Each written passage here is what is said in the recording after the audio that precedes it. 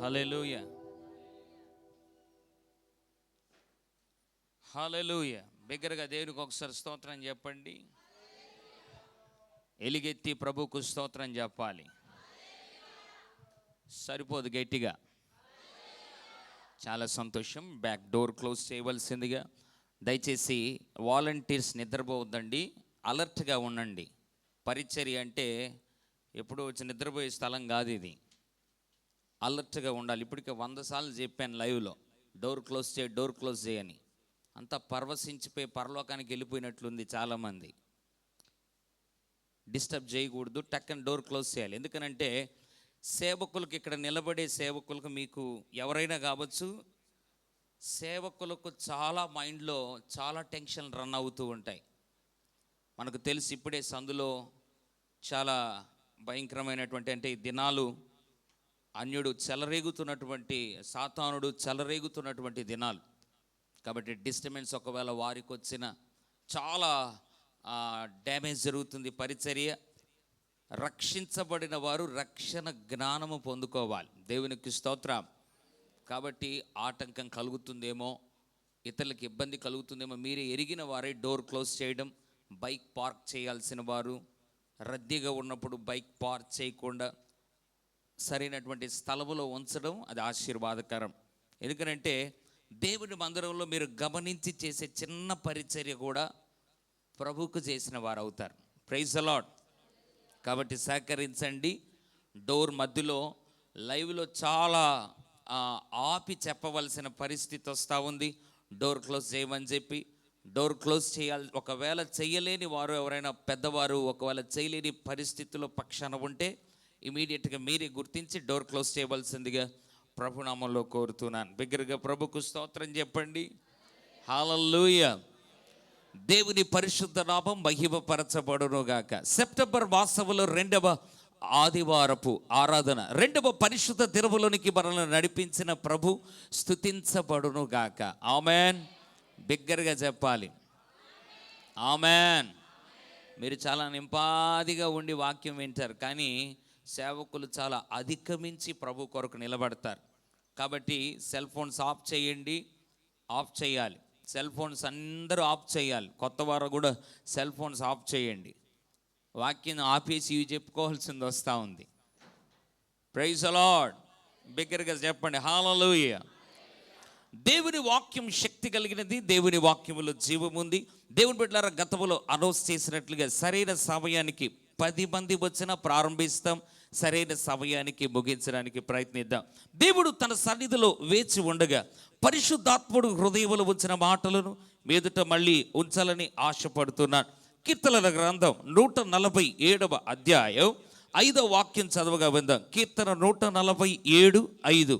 మన ప్రభువు గొప్పవాడు, మన ప్రభువు గొప్పవాడు, ఆయన అధిక శక్తి గలవాడు, ఆయన అధిక శక్తి గలవాడు, ఆయన జ్ఞానమునకు మితి లేదు, ఆయన జ్ఞానమునకు మితి లేదు. మళ్ళీ వీళ్ళైతే బిగ్గరగా అందరూ కలిసి చదవడానికి బిగ్గరగా ప్రయత్నం చేద్దాం. మన ప్రభువు గొప్పవాడు, ఆయన అధిక శక్తి గలవాడు, ఆయన అధిక శక్తి గలవాడు, ఆయన జ్ఞానమునకు మితి లేదు, ఆయన జ్ఞానమునకు మితి లేదు. దేవుని బిడ్డలారా, దావీదు తన అనుభవాలలో నుంచి అద్భుతమైనటువంటి మాటలను ప్రభు కృప ద్వారా దేవుని ఆత్మచేత నింపబడి రాయడం ప్రారంభించాడు. 147వ కీర్తన 5వ వచనంలో అంటున్నాడు, మన ప్రభువు గొప్పవాడు, అధిక శక్తి గలవాడు, ఆయన జ్ఞానమునకు మితి లేదు. దేవుని బిడ్డలారా, ప్రభువు గొప్పవాడు. చాలా సందర్భాలలో మన ఆధ్యాత్మిక జీవితాల్లో రక్షించబడినటువంటి పెదప దేవుని బిడ్డలారా, ప్రభువు గొప్పవాడని వాక్యములో ఉంది కాబట్టి చాలా సందర్భాలలో మనము చదివాం. ప్రభువు గొప్పవాడని పాటలలో ఆ యొక్క ప్రయోగాలను, ఆ పదాలను ప్రయోగించారు కాబట్టి బహుశా కొన్ని పాటల్లో ప్రభు గొప్పవాడు, అధిక స్తోత్రార్హుడు, దేవారు గొప్పవాడవు, గొప్ప దేవుడవు నీవే అని పాటలు పాడడం ప్రారంభిస్తాం. అయితే ప్రేమిన వారలారా, కొన్ని సందర్భాలలో ప్రభు గొప్పవాడని ఇతరులకు కూడా ప్రకటించడం ప్రారంభిస్తాం. అయితే ప్రేమిన వారలారా, క్రైస్తవ జీవిత మనుగడలో ప్రభు గొప్పవాడని చదవడము ఒక ఎత్తు, ప్రభు గొప్పవాడని పాడడము ఒక ఎత్తు, ప్రభు గొప్పవాడని ప్రకటించడము కూడా ఒక ఎత్తు. అయితే ప్రియమైన వారలారా, ప్రభు గొప్పవాడు అని అనుభవపూర్వకముగా ఎరుగుతాము చూసారా, అక్కడ జీవితం యొక్క మలుపు దశలు ప్రియమైన వారలారా అలా యూటర్న్ తీసుకున్నట్లుగా మలుపు తిరగడం చూస్తాం. దేవుని బిడ్డలారా, దావీదు అంటున్నాడు, ప్రభువు గొప్పవాడు, ప్రభువు గొప్పవాడు, అధిక శక్తివంతుడు, ఆయన జ్ఞానమునకు మితిలేదు. దావీదు దేవుని ప్రేమించిన విధానం, దావీదు దేవుని యొక్క సర్వభౌమ అధికారమును గురించి వ్యక్తపరిచిన విధానం, దావీదు దేవుని ఎడల కలిగి ఉన్నటువంటి ఉద్దేశాలు, దేవుని కార్యాభివృద్ధి పట్ల తను కనపరిచిన ఆసక్తి చూస్తే, ప్రియమైన వారలారా, ఇతర కీర్తనాకారులతో పోలిస్తే దావీదు కీర్తనలు చాలా యూనిక్ వేలో ఉండడం ప్రారంభిస్తాయి. అందులో నుంచి చాలా మాటలను అనుభవపూర్వకంగానే ప్రభుని ఎరిగి, ప్రభుని ప్రేమించి, ప్రియమైన వారలారా, రాయడం ప్రారంభించాడు. అంటున్నాడు, ప్రభు గొప్పవాడు, ప్రభు గొప్పవాడు, గాడ్ ఈజ్ గ్రేట్, ప్రభు గొప్పవాడు. దేవుని బిడ్డలారా, 135వ కీర్తన కొత్త త్వరగా 135 వచనం, కీర్తనల గ్రంథం 135వ అధ్యాయం 5వ వాక్యానికి వద్దాం. కీర్తనం 135:5. యెహోవా గొప్పవాడనియు, యెహోవా గొప్పవాడనియు, మన ప్రభువు సమస్త దేవతల కంటే గొప్పవాడనియు నేను ఎరుగుదును. అందరూ ఒకసారి బిగ్గరగా కలిసి చదువుదామండి. యెహోవా గొప్పవాడనియు, మన ప్రభువు సమస్త దేవతల కంటే గొప్పవాడనియు నేను ఎరుగుదును. ప్రియమైన వారలారా, ఇంతకు ముందే మీకు చెప్పాను. ఏం చెప్పాను?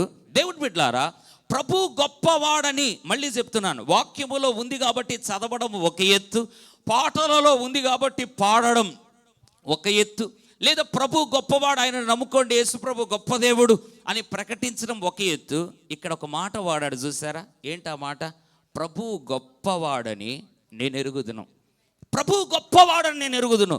దేవుని బిడ్డలారా, క్రైస్తవ జీవితములో ప్రేమైన వారలారా, దేవుడు గొప్పవాడు, యేసయ్య గొప్పవాడు, ప్రభువు గొప్పవాడని నాకు తెలుసు అని వ్యక్తిగతంగా దేవుని ప్రియబిడ్డలారా ఎరిగిన నాడే నీ జీవితములో అద్భుతాలు, నీ జీవితములో సూచక క్రియలు, నీ జీవితములో ఊహకు విచ్చినటువంటి కార్యాలు దేవుని కృప ద్వారా నువ్వు చూడగలవు, లేదా చవి చూడగలవు, రుచి చూడగలవు. దేవుని బిడ్డలారా, క్రైస్తవుని జీవితంలో ప్రాబ్లం ఎక్కడ చెప్పమంటారా?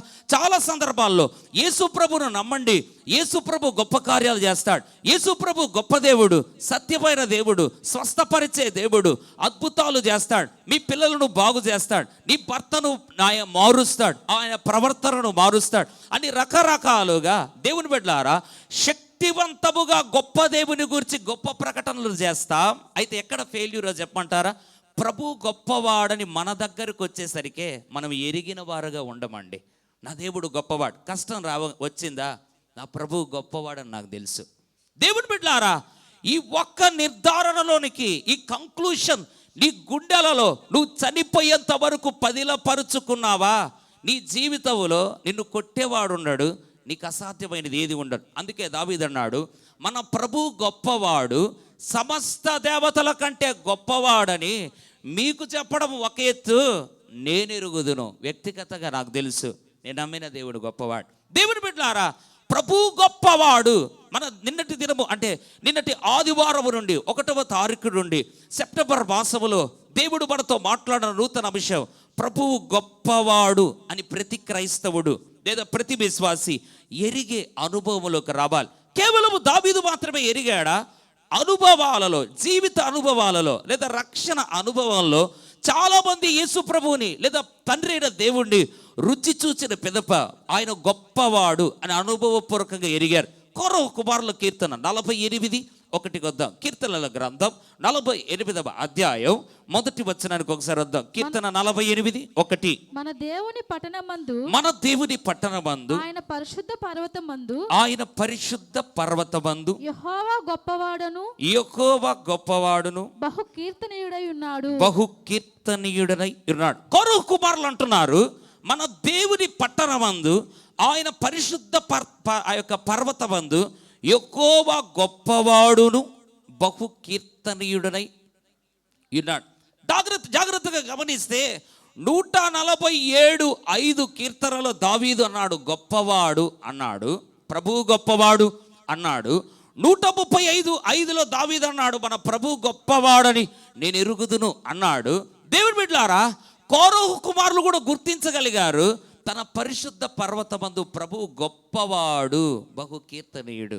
దేవుని బిడ్డలారా, ప్రభువు గొప్పవాడు అనే విజన్, ఆ దర్శనము ఎవరి జీవితంలో అయితే ఉంటుందో జీవితంలో గుర్తుపెట్టుకోండి, ఈరోజు కాకపోయినా రేపు కాకపోయినా మర్నాడైన నీ జీవితంలో దిశ దశలు నీ జీవితంలో మార్చబడడం గమనించగలవు. దేవుని బిడ్డలారా, యేసు ప్రభు పుట్టక మునుపు గాబ్రియేలు దూత మరియకిచ్చినటువంటి సందేశం ఏంటో తెలుసా? లూకాసు వార్త 1వ అధ్యాయం 32వ వచనం. జాగ్రత్తగా ఎవరైనా కొత్త వారు వచ్చింటే దయచేసి బైబిల్ ఫాలో అవ్వండి. నేను చాలా ఆ యొక్క వర్డ్ బేస్డ్ సర్మన్సే, ఎక్కువ వాక్యపు ఆధారము, వాక్యము మీదనే ఆధారపడి ఉంటుంది. సొంత మాటలు ఉండవు. ఎక్కువ వచనాలు ఇవ్వడానికి నేను ప్రతి ప్రసంగంలో ప్రయత్నిస్తాను. ఎందుకనంటే sొంత మాటల కంటే దేవుని మాటలు చాలా శక్తి కలిగినవి. లూకా 1:32. ఆయన గొప్పవాడై సర్వోన్నతుని కుమారుడు అనబడును. ప్రభు అయిన దేవుడు ఆయన తండ్రి అయిన దావీదు సింహాసనమును ఆయనకిచ్చును. జాగ్రత్తగా గమనించండి. గాబ్రియేలు అనబడినటువంటి దేవుని దూత, మెసెంజర్ ఆఫ్ గాడ్, దేవుని దూత మరియమ్మకు ఇస్తున్నటువంటి వర్తమానం, మరియకు ఇస్తున్న, యేసు తల్లి అయిన మరియకు ఇస్తున్న వర్తమానం ఏంటో తెలుసా? నీకు పుట్టబోయేవాడు ఎటువంటి వాడో తెలుసా? డైరెక్ట్గా గుర్తుపెట్టుకోండి, పాయింట్లోకి వచ్చిండొచ్చు. ఏంటి ఆ పాయింట్? సర్వోన్నతుని కుమారుడు అనబడతాడు. ఆయన సర్వోన్నతుని కుమారుడు అనబడతాడు. ఆయన సర్వోన్నతుడైన దేవుని కుమారుడుగా లోకములో పరిగణించబడతాడు, పిలువబడతాడు అనే పాయింట్లోకి వచ్చిండొచ్చు. వెంటనే దేవుని దూత ఆ మాట, అసలైన మాట చెప్పక మునుపు ఏ మాటతో ప్రారంభించాడు తెలుసా? ఆయన గొప్పవాడై సర్వోన్నతుని కుమారుడు అనబడతాడు. ఒక మాట చెప్పంటారా? తండ్రి అయిన దేవుడు పరలోకములో ఎంత గొప్పవాడో భూమి మీద యేసు ప్రభు కూడా అంతే గొప్పవాడు. అందుకే ఆయన గొప్పవాడై సర్వోన్నతుని కుమారుడు అనబడతాడు. గొప్పవాడై సర్వోన్నతుని కుమారుడు అనబడతాడు. దేవుని ప్రియబిడ్డలారా, యేసు ప్రభు పుట్టుక మునుపే ఒక వార్త, ఒక సమాచారం, సందేశం వెల్లడయ్యింది. What was that message? ఏంట సందేశం? ఆయన గొప్పవాడై సర్వోన్నతుని కుమారుడు అనబడతాడు. దేవుని బిడ్డలారా, సరే గొప్పవాడైన యేసు ప్రభు వచ్చాడు. యేసు ప్రభు జీవిస్తున్నాడు. 33.5 సంవత్సరం జీవించాడు. 3.5 సంవత్సరం భూమి మీద అద్భుతమైన పరిచర్య చేశాడు. చేస్తున్నటువంటి సమయంలో శాస్త్రులు, పరిసయ్యులలో చాలా మంది, వి నీడ్ మిరకల్, మాకు ఒక అద్భుతం జరిగించండి, వి నీడ్ మిరకల్, మాకు ఒక సూచక క్రియ మా బ్రతుకులో జరగాలని ప్రభువుని అడిగినప్పుడు, యోనాను గురించిన సూచక క్రియ తప్ప ఏ సూచక క్రియ మీకు కనపరచబడదు అనే కాంటెక్స్లో యేసు ప్రభు తన నోటితో చెప్పాడు. ఏమన్నాడో తెలుసా? త్వరగా మత్తయి 12:41-42. మత్తయి సువార్త 12వ అధ్యాయం 41-42 కొద్దాం. మత్తయి 12:41-42. నినివే వారు యోనా ప్రకటన విని మారు మనసు పొందిరి గనుక విమర్శ సమయమున నినివే వారు ఈ తరము వారితో నిలబడి వారి మీద నేరస్థాపన చేతురు. ఇదిగో యోనా కంటే గొప్పవాడు ఇక్కడ ఉన్నాడు. ఇక్కడ ఉన్నాడు. 42. విమర్శ సమయమున దక్షిణ దేశపు రాణి ఈ తరము వారితో నిలబడి వారి మీద నేరస్థాపన చేయును. ఆమె సొలొమోను జ్ఞానము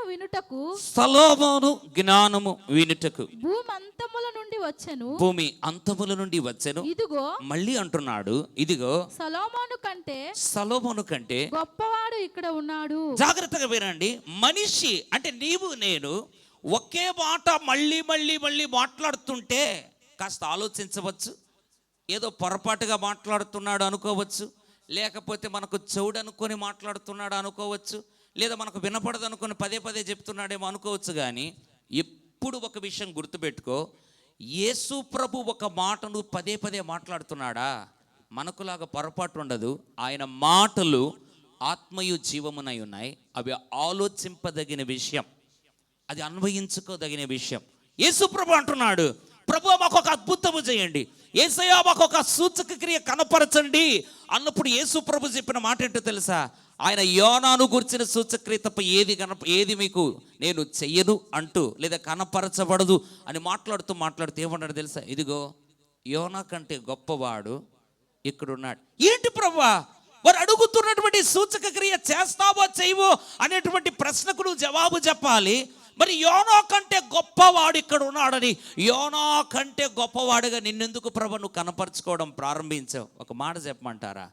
ప్రతి వ్యక్తి, దేవుని బిడ్డలారా, should know how great is Jesus.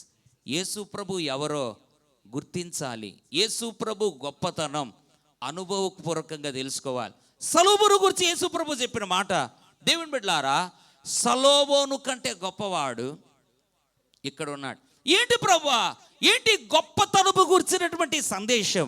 నువ్వు పుట్టక మునుపు గాబ్రియేలు దూతను పంపించి గొప్పవాడై అని గొప్పతనము గురించి మరీకు ప్రకటించావు. నువ్వు పుట్టిన తర్వాత కూడా అదే మెసేజ్ క్యారీ అవుతా ఉంది. నువ్వు గొప్పవాడు, నువ్వు గొప్పవాడు, నువ్వు గొప్పవాడని నువ్వు పుట్టక మునుపు దూత ద్వారా చెప్పించావు. నువ్వు పుట్టిన తర్వాత మళ్ళీ అదే మెసేజ్, నువ్వు గొప్పవాడని ప్రజలలో అదే వర్తమానం ప్రతిధ్వనించే విధంగా ప్రభు ఎందుకు చెప్తున్నావు? దేవుని బిడ్డలారా, యేసు ప్రభు ఒక మాట మళ్ళీ మళ్ళీ చెప్తున్నాడా? మళ్ళీ చెప్తున్నాను. దేవుని బిడ్డలారా, చాలా భావగర్భితమైన విషయం దాగి ఉంటే తప్ప ప్రభు మనకులాగా మాటి మాటికి పొరపాటుపడి మాట్లాడు. ఆయన నోట నుండి వచ్చు ప్రతి దయగల మాట ప్రజలను ఆశ్చర్యపరిచిందని బైబిల్లో ఉంది. దేవుని బిడ్డలారా, ప్రతి విశ్వాసి జీవితంలో ప్రభు గొప్పవాడు అనే దర్శనము ఖచ్చితంగా ఉండాలి. ప్రభు గొప్పవాడు అనే దర్శనములోనికి ప్రతి విశ్వాసి రావటం దేవుని చిత్తమై ఉంది. అదే 12 మత్తయి 12:6 కూడా ఒకసారి చదవండి. చాలా శక్తివంతమైన మాట ఉంది. మత్తయి సువార్త 12వ అధ్యాయం 6వ వచనం. దేవాలయము కంటే గొప్పవాడు ఇక్కడ ఉన్నాడని, జాగ్రత్తగా వినండి, దేవాలయము కంటే గొప్పవాడు ఇక్కడ ఉన్నాడని మీతో చెప్పుచున్నాను. ఏంటి ప్రభువా? ఇన్ ఎవ్రీ ఆస్పెక్ట్, ప్రతి సందర్భములో గొప్ప దేవుడుగా అన్నిటితో కంపారిటివ్గా ఆలోచన చేస్తే దేవాలయము చూపించాడు. శిష్యులు ఏమన్నాడు తెలుసా? ఈ దేవాలయం ఎటువంటిదో, ఈ కట్టడములు ఎటువంటివో, ఈ రాళ్ళు ఎటువంటివో అని వారు దేవాలయము చూసి సంబరపడుతుంటే, దేవుని బిడ్డలారా, దేవాలయములో చెయ్యకూడనటువంటి పనులు చేస్తుంటే యేసు ప్రభు డైరెక్ట్ మెసేజ్లోకి వచ్చాడు. ఏమన్నాడు తెలుసా? దేవాలయం కంటే గొప్పవాడు ఇక్కడ ఉన్నాడు. ఏంటి ప్రభువా, దేవాలయము చూపించావు, నువ్వు గొప్పవాడని సందేశం ఇచ్చావు. యోనాను జ్ఞాపకము చేసావు, యోనా కంటే గొప్పవాడని నాయన నువ్వు ప్రకటించావు. సొలొమోనును జ్ఞాపకము చేసావు, సొలొమోను కంటే గొప్పవాడని అని చెప్పావు. యోనా కంటే గొప్పవాడని చెప్పావు. ఏంటి ప్రభువా అంటే నువ్వు గొప్పవాడని మాటి మాటికి ఈ మెసేజ్, ఈ సందేశాన్ని ప్రజలలో ఎందుకు ప్రభు నువ్వు తెలియపరుస్తున్నావు అని ప్రియమైన వారలారా, ఒకవేళ మనము అడగగలిగితే ప్రభు ఇచ్చే జవాబు ఏంటో తెలుసా? రక్షించబడిన తర్వాత, విమోచించబడిన తర్వాత మన అనుభవాలలో ప్రభు గొప్పవాడని ఖచ్చితంగా ఎరగాలి. ప్రభు గొప్పవాడు, నేను నమ్మిన నా దేవుడు గొప్పవాడు. కష్టం వచ్చిందా? నా ప్రభువు గొప్పవాడు. వ్యాధులు వచ్చాయా? నా ప్రభువు గొప్పవాడు. అప్పుల్లో ఉన్నావా? నా ప్రభువు గొప్పవాడు. నా ప్రభు గొప్పవాడు అనే అనుభవపూర్వకంగా నీ మనస్సులో ఎప్పుడైతే నువ్వు బాగా ఎరిగి ఉంటావో, ఖచ్చితంగా చెప్తున్నాను, ఎంత లో లెవెల్కి నీ గ్రాఫ్ పడిపోయినా కూడా ఒక్కసారి పీక్స్లోకి రైజ్ అవ్వడం చూస్తావు.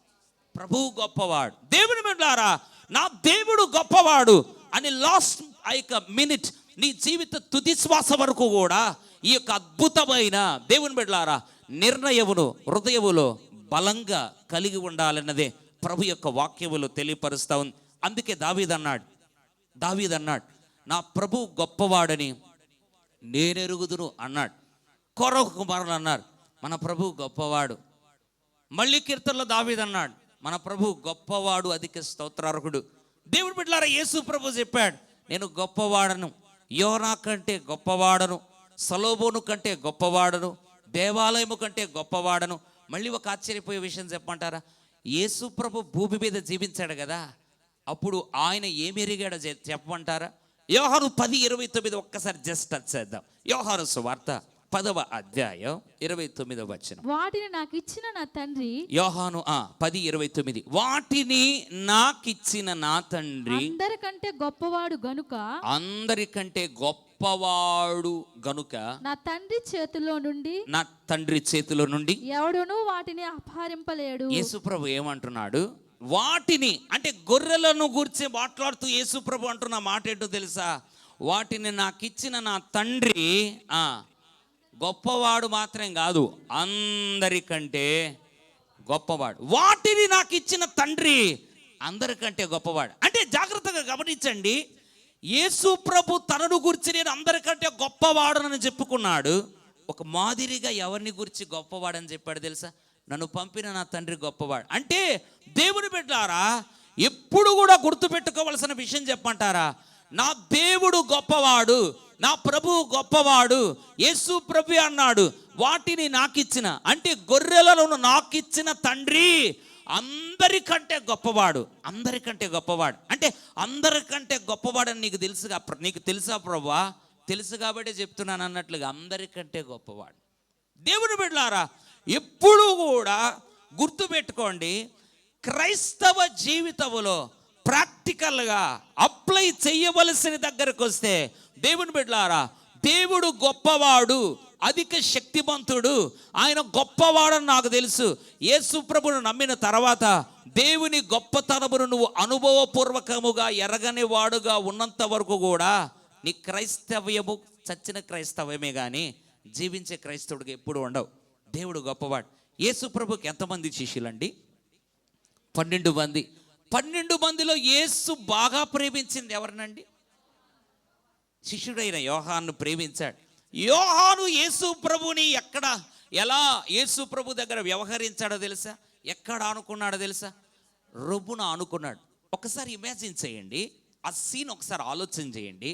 దేవుని బిడ్డలారా, 12 మందిలో 11 మంది చుట్టూ నిలబడి లేదా చుట్టూ కూర్చొని ఆయనతో మాట్లాడుతూ, ఆయన బహుశా ఆయన చీకటిచ్చి ఉండొచ్చు, ఆయన చేతులు పట్టుకొని ఉండొచ్చు, ఆయన పెట్టింది తిని ఉండొచ్చు, ఆయనతో పండుకొని ఉండొచ్చు, ఆయనతో తిరిగి ఉండొచ్చు. కానీ యోహాను మాత్రం గుర్తుపెట్టుకో, యేసు ప్రభు రొమ్మున ఆనుకొని ఉన్నాడు. యేసు ప్రేమించిన శిష్యుడు అని బైబిల్లో ఒక గుర్తింపును పొందాడు.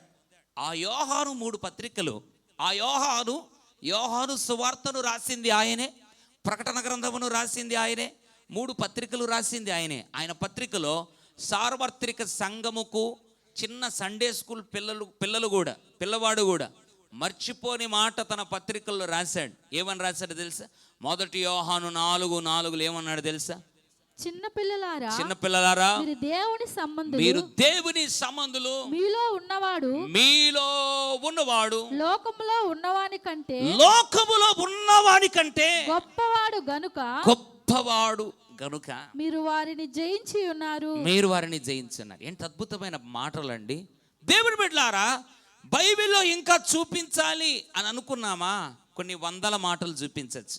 కానీ ఇవన్నీ ఎందుకు నేను చూపించానో తెలుసా? మన హృదయాల్లో కూడా చనిపోయేంత వరకు గుర్తుపెట్టుకోండి, నేను నమ్మిన నా దేవుడు గొప్పవాడు.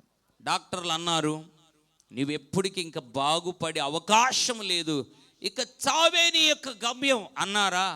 అప్పుడు కూడా ప్రభు గొప్పవాడు, ఏం పర్లేదు, నన్ను లేవనెత్తుతాడు అని ఆఖరి నిమిషం వరకు కూడా ఈ దర్శనంను క్యారీ చేయాలి. దేవుని ప్రియబిడ్డలారా, దేవుని వాక్యములో చూస్తే దావీదు అన్నాడు ప్రభు గొప్పవాడు, కోరహు కుమారులు అన్నారు ప్రభు గొప్పవాడని, గాబ్రియేలు దూత అన్నాడు యేసు ప్రభు గొప్పవాడై సర్వోన్నతుని కుమారుడు అనబడతాడని. యేసు ప్రభు భూమి మీదకి వచ్చి తానే తనను గురించి చెప్పుకున్నాడు 3 సందర్భాల్లో. యోనా కంటే, సలోమోను కంటే, దేవాలయం కంటే నేను గొప్పవాడు అన్నాడు. దేవుడి బిడ్డలారా, యేసు ప్రభు అనుభవపూర్వకంగా తండ్రి గొప్పవాడని భూమి మీద తండ్రిని కూడా హైలైట్ చేయడం ప్రారంభించాడు. దేవుడి బిడ్డలారా, యోహాను, యేసు ప్రేమించిన శిష్యుడైన యోహాను రొమ్మున ఆనుకొనిన యోహాను కూడా చెప్పాడు. ఏమన్నాడు తెలుసా?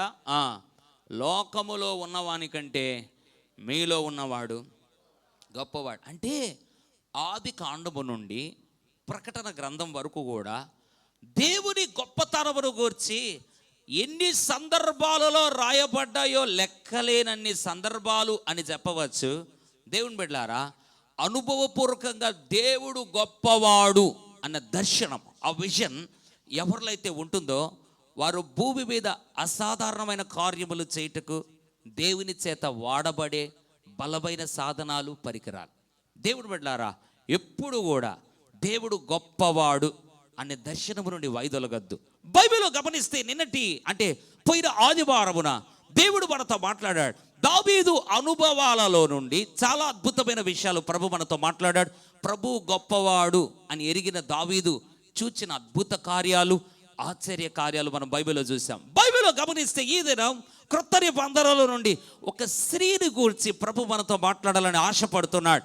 ఆ స్త్రీ తన జీవితంలో వేసినటువంటి ప్రశ్న, ఆమె పొందుకున్నటువంటి జవాబు తన దిశ దశలను మార్చడమే కాకుండా బైబిల్ చరిత్రలో ప్రేమ వారలారా స్త్రీల గురించి చెప్పుకోదగినటువంటి సందర్భాలలో ఈమె గురించి చెప్పుకోక తప్పనంతగా ప్రభు ఆ స్థాయిలోనికి ఆ స్త్రీని నడిపించాడు. ఇప్పటికే మీకు గుర్తుకొచ్చేసి ఉంటుంది. యోహాను 4వ అధ్యాయం, యోహాను సువార్త 4వ అధ్యాయం 12వ వాక్యానికి వద్దాం. యోహాను సువార్త 4వ అధ్యాయం 12వ వాక్యం. యోహాను 4:12. తానును తన కుమారులను పశువులను ఈ బావి నీళ్లు త్రాగి మాకిచ్చిన మన తండ్రి అయిన యాకోబు కంటే నీవు గొప్పవాడవా? మళ్ళీ చదువమ్మా, మళ్ళీ చదువు. యోహాను 4:12. అందరూ కూడా తిరుగుతామండి. యోహాను 4:12.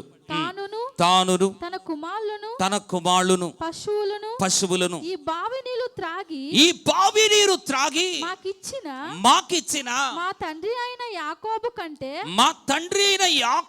కంటే నీవు గొప్పవాడవా? ఎంత అద్భుతమైన మాట. మన తండ్రి అయిన యాకోబు కంటే నీవు గొప్పవాడవా అని ఆయనను అడిగెను. దేవుని ప్రియబిడ్డలారా, వాస్తవానికి ఆలోచన చేస్తే దేవుని బిడ్డలారా, తానును తన కుమారులను పశువులను ఈ బావి నీరు త్రాగి మాకిచ్చిన మన తండ్రి అయిన యాకోబు కంటే నీవు గొప్పవాడవా?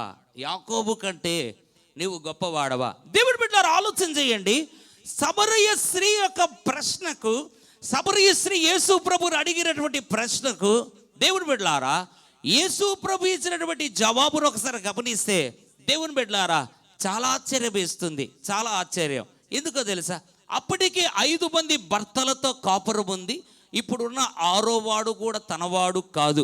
యేసు ప్రభు ఈ లోకంలో ఉన్నప్పుడు సమరయ మార్గము కూడా ప్రయాణింపవలసి వచ్చినప్పుడు దేవుని బిడ్డలారా ఆ బావి, ఆ యొక్క యాకోబు బావి, సుకారను ఊరిలో యాకోబు బావి అనే ఒక బావి ఉండగా యాకోబు బావి దగ్గరికి యేసు ప్రభు వచ్చి కూర్చోగా మిట్ట మధ్యాహ్నం తన శిష్యులు ఆహారము తీసుకురావడానికి ఏదో సమీప ప్రాంతమునకు వెళ్ళి ఉండగా ఒక సమరయ స్త్రీ దేవుని బిడ్డలారా కుండను తీసుకొని వచ్చి బయలుదేరి యాకోబు బావి దగ్గర కూర్చుంది.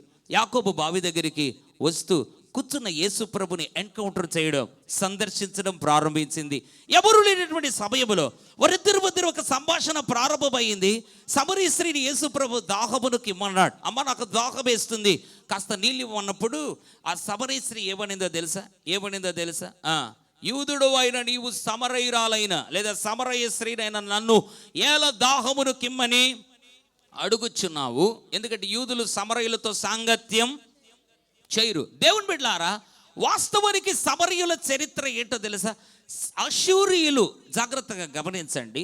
అశూరియులు ఎప్పుడైతే సమరయ పట్టణము పైకి వచ్చి యుద్ధమాడి సమరయ ప్రాంతమును వారు జయించారో, జయించిన పెదప సమరయులలోనికి లేదా సమరయ ప్రజల మధ్యలోనికి చాలామంది అన్యులను తీసుకొచ్చారు. అన్యులను నివసించుటకు తీసుకొని రాగా ఈ సమరయులు అన్యులతో అంతర్గత వివాహం, ఇంటర్ క్యాస్ట్ అంటారు కదా, ఆ రీతిగా అంతర్గత వివాహాలు ఎప్పుడైతే చేసుకోవడం ప్రారంభించారో ఆ రోజు నుంచి సమరయులలో ప్రియమైన వారలారా సగము యూదులు సగం అన్యులుగా మారిపోయారు. అందుకే తండ్రి అయిన యాకోబు వారికి ఒక యూదులకు సమరయులకు యాకోబు తండ్రి అయినా కూడా వారు చేసినటువంటి క్రియలను బట్టి వారికి ఏం లేదు, సరైన సత్సంబంధాలు లేవు. అందుకే మన తండ్రి అయిన యాకోబు కంటే నీవు గొప్పవాడవా? కానీ ఫ్రెండ్షిప్, రిలేషన్షిప్ అయితే లేదు, కానీ యాకోబు కంటే గొప్పవాడవా అని అడిగింది.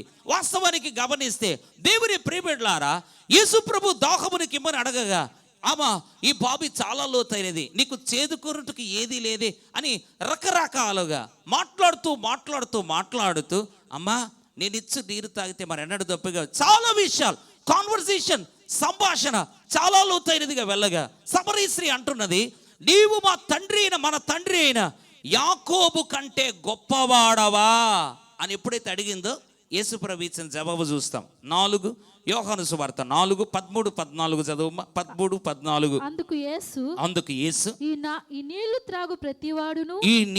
త్రాగు ప్రతివాడును మరలా దప్పిగొనును. నేనిచ్చు నీళ్లు త్రాగువాడెవడును వాడెప్పుడును దప్పిగొనడు. నేను వానికిచ్చు నీళ్లు నిత్య జీవమునకై వానిలో ఊరెడి నీటి బుగ్గగా ఉండునని ఆమెతో చెప్పాను. జాగ్రత్తగా వినండి. 12వ వచనంలో ప్రశ్న ఏముంది? నీవు మన తండ్రి అయిన చెప్పాలి, తండ్రి అయిన యాకోబు కంటే, బిగ్గరగా చెప్పాలి, యాకోబు కంటే గొప్పవాడవా అని అడిగితే యేసుప్రభు జవాబు ఏమిచ్చాడు తెలుసా?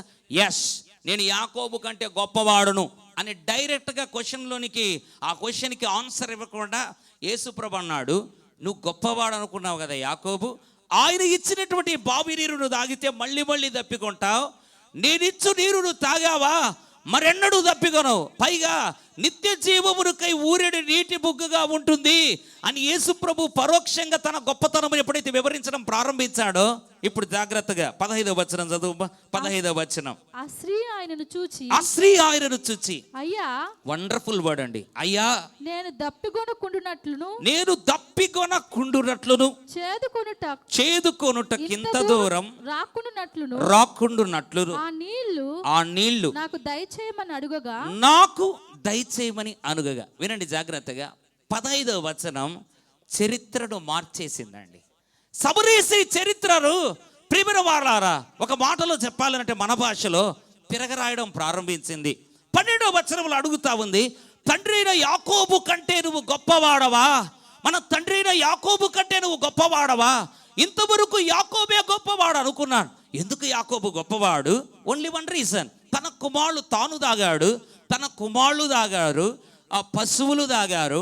అందరూ తాగిన తర్వాత మమ్మలను కూడా ఈ నీరు తాగమని మాకు కూడా ఇచ్చాడు, కాబట్టి యాకోబు గొప్పవాడు. ఇప్పుడు అడుగుతుంది, తాను తన కుమారులను పశువులను తాగుటకు తాగి మాకిచ్చినటువంటి బావి నీరు త్రాగుటకు మాకిచ్చిన యాకోబు కంటే నువ్వు గొప్పవాడవా అని అడుగగా యేసుప్రభు ఏమన్నాడు తెలుసా? ఈ నీరు తాగితే మళ్ళీ మళ్ళీ దప్పికొంటావు, నేనిచ్చు నీరు త్రాగువాడు మరెన్నడు దప్పిగొనడు, వాని నిత్య జీవమునకై వానిలో ఊరెడి నీటి బుగ్గగా ఉంటుంది అని ఎప్పుడైతే యేసుప్రభు చెప్పాడో, వెంటనే సమరయ స్త్రీ చెప్పిన మాట ఏంటో తెలుసా? ఏమనిందో తెలుసా? అయితే ఆ నీరు నాకు ఇవ్వండి, నేను మళ్ళీ గొప్పవాడుగా నేను ఎంచినటువంటి యాకోబు బావి దగ్గరికి మళ్ళీ రాకుండానట్లుగా ఈ నీరు నాకు ఇవ్వండి అనే మాటకు గల అంతరార్థం ఏంటో తెలుసా? అయ్యా, యాకోబు ఇంతవరకు గొప్పవాడే, కానీ నువ్వు అంటున్నావు నేనిచ్చు నీరు త్రాగితే మళ్ళీ ఎప్పుడు కూడా ఈ నీరు త్రాగి దప్పికొనినట్లుగా మళ్ళీ దప్పికొనవు అని అంటున్నావు. అయ్యా, ఆ నీరు నాకు ఇవ్వండి అంటే అర్థం ఏంటో తెలుసా? నేను నమ్ముచున్నాను, ఇంతవరకు యాకోబే గొప్పవాడు, కానీ ఆ గొప్పవాడిచ్చిన బావి నీరు మళ్ళీ నన్ను దప్పికొన చేశాయి. అయితే నువ్వు చెప్తున్నావు కదా, ఈ నీరు నాకు ఇవ్వండి, ఇక్కడికి మళ్ళీ రాకూడునట్లు, చేదుకొనుటకు ఇంత దూరం రాకూడునట్లు ఆ నీరు నాకు ఇవ్వండి అని ఎప్పుడైతే అడగడం ప్రారంభించిందో, దేవుని బిడ్డలారా, పరోక్షంగా ఏం ఒప్పుకునిందో తెలుసా? ఇంతవరకు యాకోబే గొప్పవాడు అని అనుకున్నా, ఇక మీదట నీవిచ్చు నీరు నాకు కావాలి, ఇక మీదట నీవే గొప్పవాడు. తండ్రి అయిన యాకోబు కంటే గొప్పవాడవా? 12వ వచనంలో ప్రశ్న. దేవుని బిడ్డలారా, 13, 14 వచనాల్లో యేసు ప్రభు జవాబు. 15వ వచనంలో నిర్ధారణ.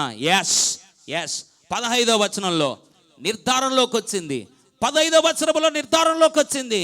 దేవుని బిడ్డలారా, ఆ నీరు నాకు ఇవ్వండి, మళ్ళీ నేను దప్పికొనకూడనట్లు ఆ నీరు నాకు ఇవ్వండి అని ఎప్పుడైతే అడగడం ప్రారంభించిందో, పరోక్షంగా ప్రేమిన వారలారా ఒప్పుకోవడం ప్రారంభించింది.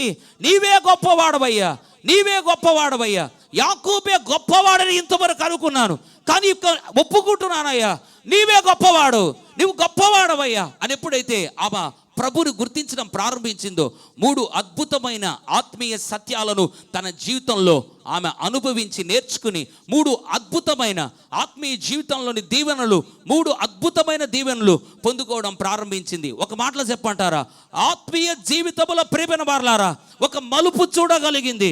ఆత్మీయ జీవితముల ప్రేమైన వారలారా ఒక ఆశీర్వాదము చూడగలిగింది. ఆ 3 ఆశీర్వాదాలు త్వరగా దేవుడిచ్చినటువంటి సమయములో ప్రభు గొప్పవాడని అనుభవపూర్వకంగా ఎరిగిన సమరయస్త్రీ జీవితములో నుండి దేవుని బిడ్డలారా అంతవరకు యాకోబే గొప్పవాడుగా ఉన్నాడు. అయితే ఇప్పుడు ప్రభు గొప్పవాడని నిర్ధారించుకున్న తర్వాత ఆ పిదప 3 పొందుకున్న అద్భుతమైన ఆశీర్వాదాలను బైబిల్ నుంచి ఈ దినం ప్రభు మనకు చూపించాలని ఆశపడుతున్నాడు. త్వరగా వద్దాం. యోహాను సువార్త 4వ అధ్యాయం 20వ వచనానికి వద్దాం. 4:20. మా పితరులు ఈ పర్వతమందు ఆరాధించిరి గాని ఆరాధింపవలసిన స్థలము యెరూషలేములో ఉన్నదని మీరు చెప్పుదురని ఆయనతో అనగా యేసు ఆమెతో ఇట్లనెను. త్వరగా అమ్మా ఒక కాలము వచ్చుచున్నది ఆ కాలమందు ఈ పర్వతం మీదనైనను యెరూషలేమునైనను మీరు తండ్రిని ఆరాధింపరు. నా మాట నమ్ముము. ఎంత వండర్ఫుల్ కాన్వర్సేషన్. నా మాట నమ్ము.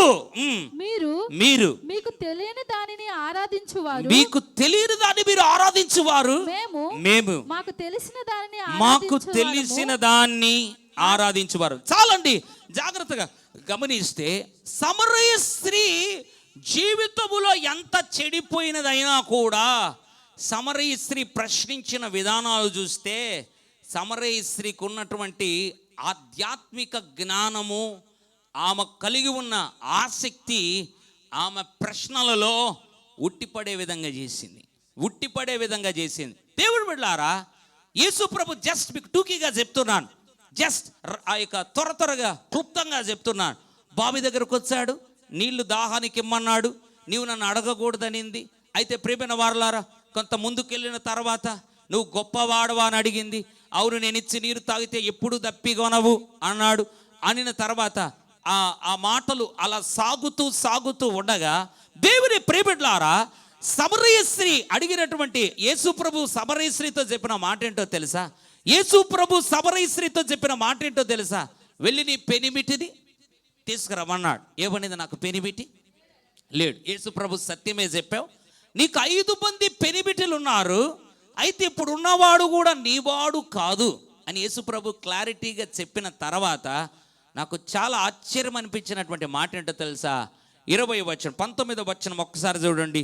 19, ఒక నిమిషం. అప్పుడు ఆ స్త్రీ, అయ్యా నీవు ప్రవక్తవని గ్రహించుచున్నాను. ప్రవక్తవని తెలుస్తున్నదయ్యా. 5 మంది పెనిమిటిలు ఉన్నారు, భర్తలు ఉన్నారు, 6వ వాడు కూడా నీవాడు కాదన్నాడు, నువ్వు ప్రవక్తవని గ్రహించుచున్నాను.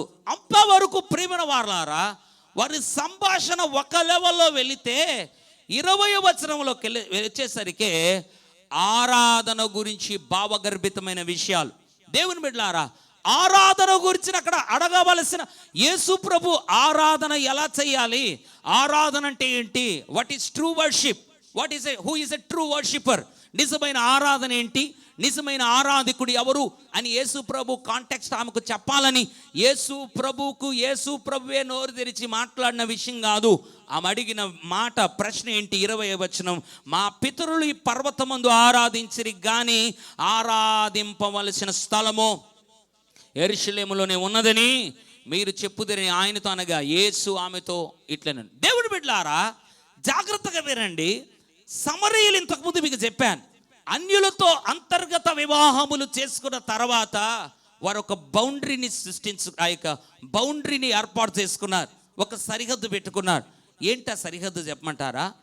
ఆ మోషే ధర్మశాస్త్రములో రాసిన ఆ యొక్క పంచకాండాలు లేదా ధర్మశాస్త్రం 5 కాండాలు, ఆది కాండం, నిర్గమకాండం, లేవికాండం, సంఖ్యాకాండం, ద్వితీయోపదేశకాండం, ఈ 5 ఖండాలు మాత్రమే విశ్వసిస్తారు.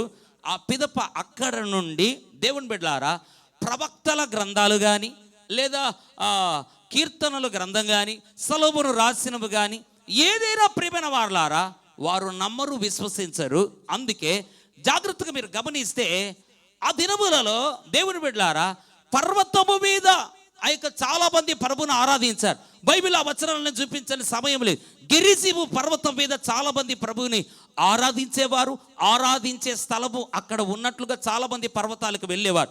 దేవుని బిడ్డలారా యూదుల దగ్గరకు వద్దామా, ఆమె అంటున్నటువంటి మాట, మీరు దేవాలయములో యెరూషలేములో ఆరాధించాలని మీరు అంటున్నారు, మా పితరులు అయితే పర్వతం మీద ఆరాధించారు. నాకు ఆశ్చర్యం వేసింది. ఇంతకీ తన భర్తల గురించి చెప్పాడు. 5 మంది భర్తలతో ఉన్నావు, 6వ వాడు కూడా నీవాడు కాడు అని చెప్పిన తర్వాత నువ్వు ప్రవక్తముని గ్రహించుచున్నారు అని జవాబిచ్చిన పిదప ఇంతకీ ఆరాధన గురించి అడగవలసిన అవసరం ఏముంది? ఆరాధన గురించినటువంటి విషయ వివరాలు యేసు ప్రభుతో తెలుసుకోవాల్సిన అవసరం ఏముంది అంటే, ప్రియమైన వారలారా, పాపిష్టి జీవితంలో జీవిస్తూ ఉన్నప్పటికీ కూడా ఆరాధనలో ఒక క్లారిటీ లేకుండా, ప్రభువును ఆరాధించే విధానము తెలియకుండా, లేదా నిజమైన ఆరాధన ఏంటో ప్రియమైన వారలారా తెలుసుకోవాలన్నటువంటి తపన కావచ్చు, దాహము కావచ్చు, what is true worship, who is true worshipper అని ప్రియమైన వారలారా విధి విధానాలను, ఆరాధన క్రమమును, ఆరాధన అంటే ఏంటో, ఆరాధన ఎలా చేయాలి, నిజమైన ఆరాధికులు ఎవరు అని తెలుసుకోవాలనే తపన, తాపత్రయం తనలో భవిష్యత్ చెలరేగుతా ఉంది. కాబట్టి ఈ మాట ఎత్తి ఉంటుంది. పర్వతము మీద మా పితరులు ఆరాధన చేశారు, నీవేమో మీరేమో యెరూషలేములో ఆరాధించాలంటున్నావు, ఏంటి నిజమైన ఆరాధన అని ప్రభువుని అడిగితే యేసయ్య ఏం చెప్పాడు తెలుసా? పర్వతము మీదనైనను యెరూషలేములో అయినను ఆరాధించరు గాని యథార్థముగా ఆరాధించు కాలం వచ్చుచున్నది. అద్భుతమైనటువంటి మాట. క్రైస్తవ సంఘాలలో ప్రపంచవ్యాప్తంగా చెప్పకనే చెప్పే గొప్ప సందేశం ఏంటో తెలుసా? వెనక చాలా చర్చెస్లో బ్యాక్గ్రౌండ్లో ఏముంటుందో తెలుసా? దేవుడు ఆత్మ గనుక ఆయనను ఆరాధించువారు ఆత్మతోనూ సత్యముతోనూ ఆరాధించవలను అనే మాటలు మాట్లాడుతూ అంతకంటే మునుపు యేసు ప్రభు చెప్పిన మాట ఏంటో తెలుసా? మీరు మీకు తెలియని దానిని ఆరాధించుచున్నారు, మేమైతే మాకు తెలిసిన దాన్ని ఆరాధించుచున్నాం. దేవుని బిడ్డలారా జాగ్రత్తగా గమనించండి. మీరు మీకు తెలియని దాన్ని ఆరాధించుచున్నారు, మేము ఒక తెలిసిన దాన్ని ఆరాధించుచున్నాం అని మాట్లాడుతూ పర్వతము మీద ఆరాధించరు, యెరూషలేములో ఆరాధించరు. మీరు అనుకున్నట్లుగా మీ పితరులు ఆరాధించినట్లుగా పర్వతముల మీద ఆరాధన జరగదు.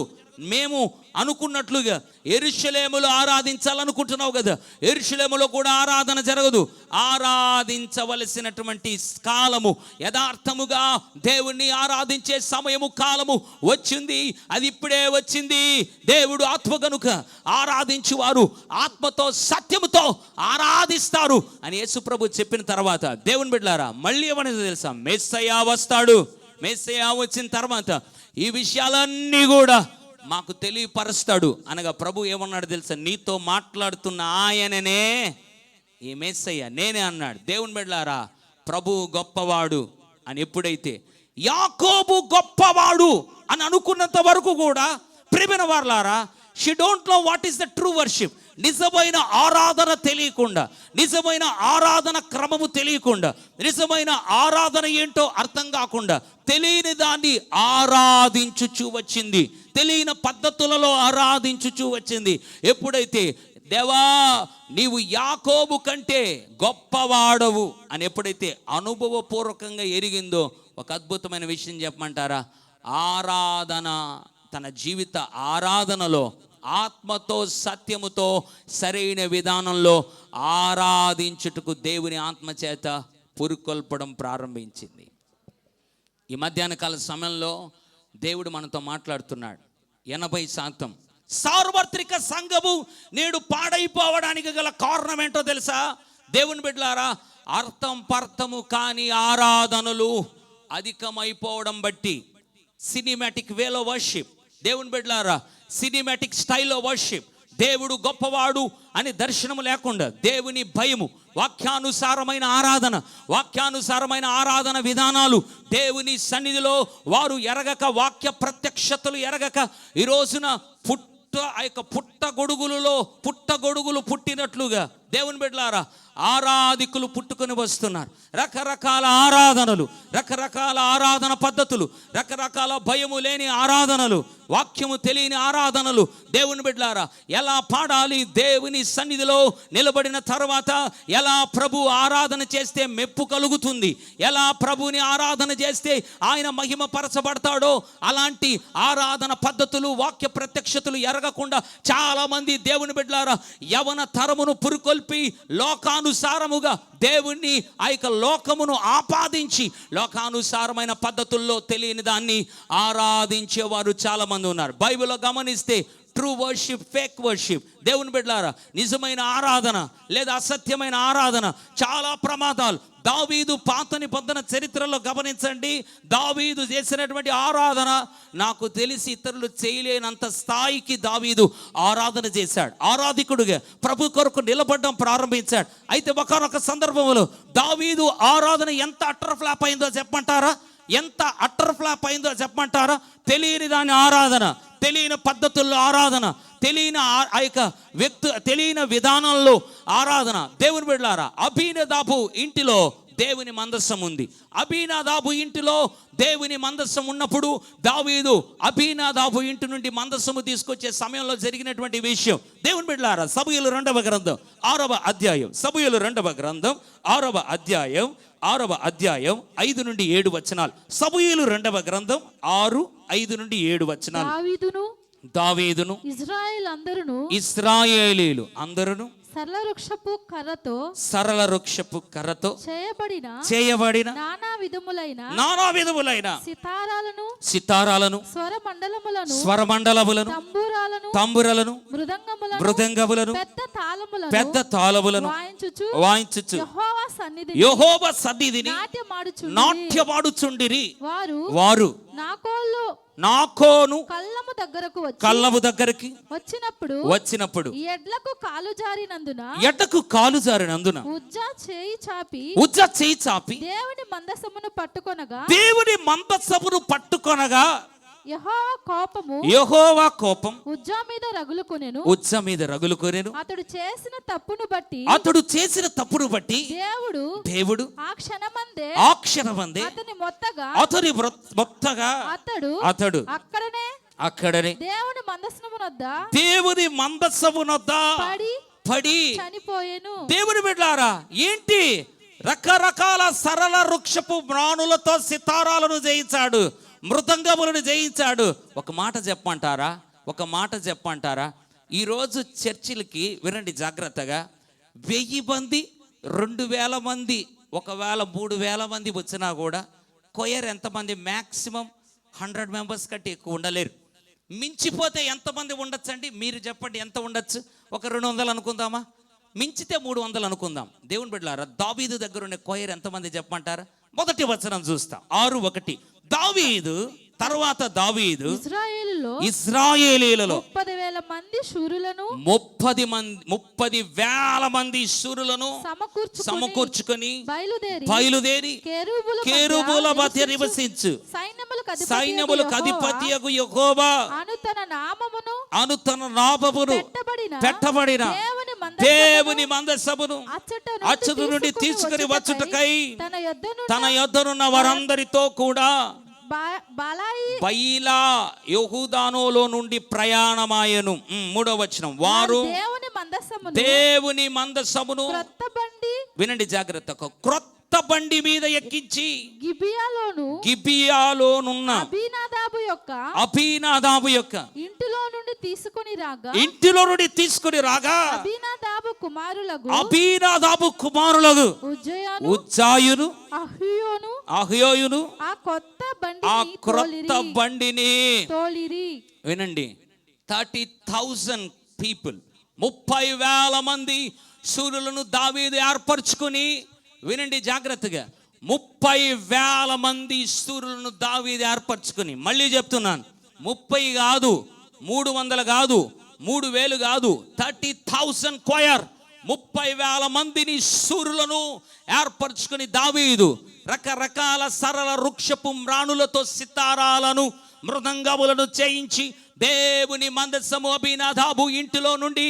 వారు తీసుకుని రావడానికి బయలుదేరుతున్న సమయంలో దేవుని బిడ్డలారా, దావీదు వినండి జాగ్రత్తగా, ఆరాధన చెయ్యాలి, దేవుని బలంగా ఆరాధించాలి, దేవుని బలంగా కీర్తించాలి, దేవుని మహోన్నతుడైన దేవుని నామమును హెచ్చించాలనే మంచి ఉద్దేశంతోనే దావీదు అద్భుతమైనటువంటి క్వయర్ 30,000 మంది శూరులను దావీదు ఏర్పరిచి అద్భుతమైన మృదంగాలు, సరళ వృక్షపు మ్రాణులతో రకరకాల సితారాలను ఇంకా రకరకాల ఆ యొక్క వస్తువులను, వాద్యాలను చేయించి దేవుని ఆరాధిస్తూ నాట్యమాడుచు వెళుతుండగా నాకోను కళ్ళము దగ్గరకు వచ్చేసరికి ఎద్దులకు కాలు జారిందండి.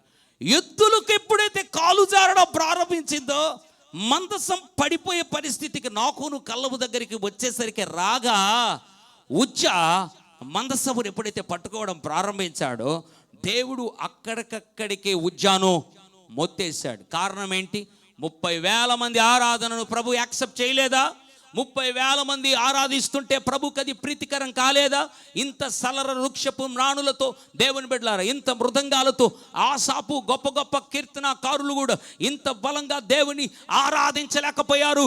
అయితే దావీదు ఇంత మహోన్నతమైన దేవుని ఇంత విశిష్టమైన విధానంలో ఆరాధన చేస్తుంటే అబీనాదాబు కుమారుడైన ఉజ్జాకి ఎందుకు మరణం, ఎందుకు దేవుడు మొత్తాడు చెప్పమంటారా? అక్కడ ప్రాబ్లం ఏమిటో చెప్పమంటారా? క్రొత్త బండిలో ఎక్కించాడు. క్రొత్త బండి. ఈరోజు ఆరాధన కొత్తగా మారిపోయింది. ఒక పాస్టర్ అంటాడు, లైట్లన్నీ ఆఫ్ చేస్తే దేవుడు తిరుగుతాడు. కొత్త బండ్లు ప్రారంభమయ్యాయి. సార్వత్రిక సంఘమును పాడు చేసే కొత్త బండ్లు, వాక్యపు ప్రత్యక్షతలు ఎరగని క్రొత్త బండ్లు ప్రారంభమయ్యాయి. ఒక మాట చెప్పమంటారా? ధర్మశాస్త్రమునంతా కూడా నిద్ర లేపి ఎక్కడ ఏముందో చెప్పగలవా దావీదు అని అడిగితే తడుముకోకుండా చెప్పగలిగిన వాడు దివారాత్రములు. నీకులాగా నాకులాగా 1, 2, 3 అధ్యాయాలు కాదు, దివారాత్రులు ధ్యానించే అనుభవం కలిగిన దావీదు మందసమును ఏం చేశాడు తెలుసా? క్రొత్త బండిలో ఎక్కించాడు. మందసం కొత్త బండి మీద ఎక్కించకూడదు, ఇది వాక్యానుసారమైనది కాదు. మందసం ఎవరు మోయాలి? లేవీయులు. చెప్పాలి, లేవీయులు మోయాలి. లేవీయులలో ప్రత్యేకించబడిన గుంపు. ఏ గుంపు? కహతీలు. భుజాల మీద 4 మోయాల్సిందే గాని బండ్లలో మందసముని ఎక్కించమని దేవుడు ఎక్కడ కూడా ధర్మశాస్త్రంలో రాయించలేదు. దేవుని బిడ్డలారా, మందసము మోయవలసింది లేవీయులు. మందసము మోయవలసింది లేవీయుల్లో ఒక ప్రత్యేకించబడిన గుంపు తరగతి కహతీయులు. మందసమును భుజముల మీద పెట్టి మోయాలే గాని బండ్ల మీద ఎక్కించకూడదు. దావీదు 30,000 మంది శూరులను ఏర్పరిచాడు. దావీదు తంబురులను, సితారాలను, రకరకాల సరళ వృక్షపు మ్రాణులతో రకరకాలు చేయించి, మేళాలు, తాళాలు, రకరకాల సితారాలు, అసలే మ్యూజిక్ డైరెక్టర్ కాబట్టి రకరకాలుగా ఏర్పరిచి నాట్యమాడుతూ ఓహో అని గంభీరంగా ఆరాధన చేస్తూ ఉంటే ఆరాధనలో లీనమైపోయి దేవుని బిడ్డలారా, కొత్త బండిని తోలుతున్న ఉజ్జ, అబీనాదాబు కుమారులైన ఉజ్జాహుయో బండి తోలుతున్నారు. బైబిల్లో చూస్తా, ఉజ్జా మందసం పడిపోతుంది కాబట్టి అయ్యో దేవుని మందసం పడిపోతుందే అని ఒకవేళ మంచి సదుద్దేశంతో చేసినా కూడా శాపానికి కారకుడయ్యాడు. కారణం ఏంటో తెలుసా? దావీదు చేసిన తెలియని ఆరాధన.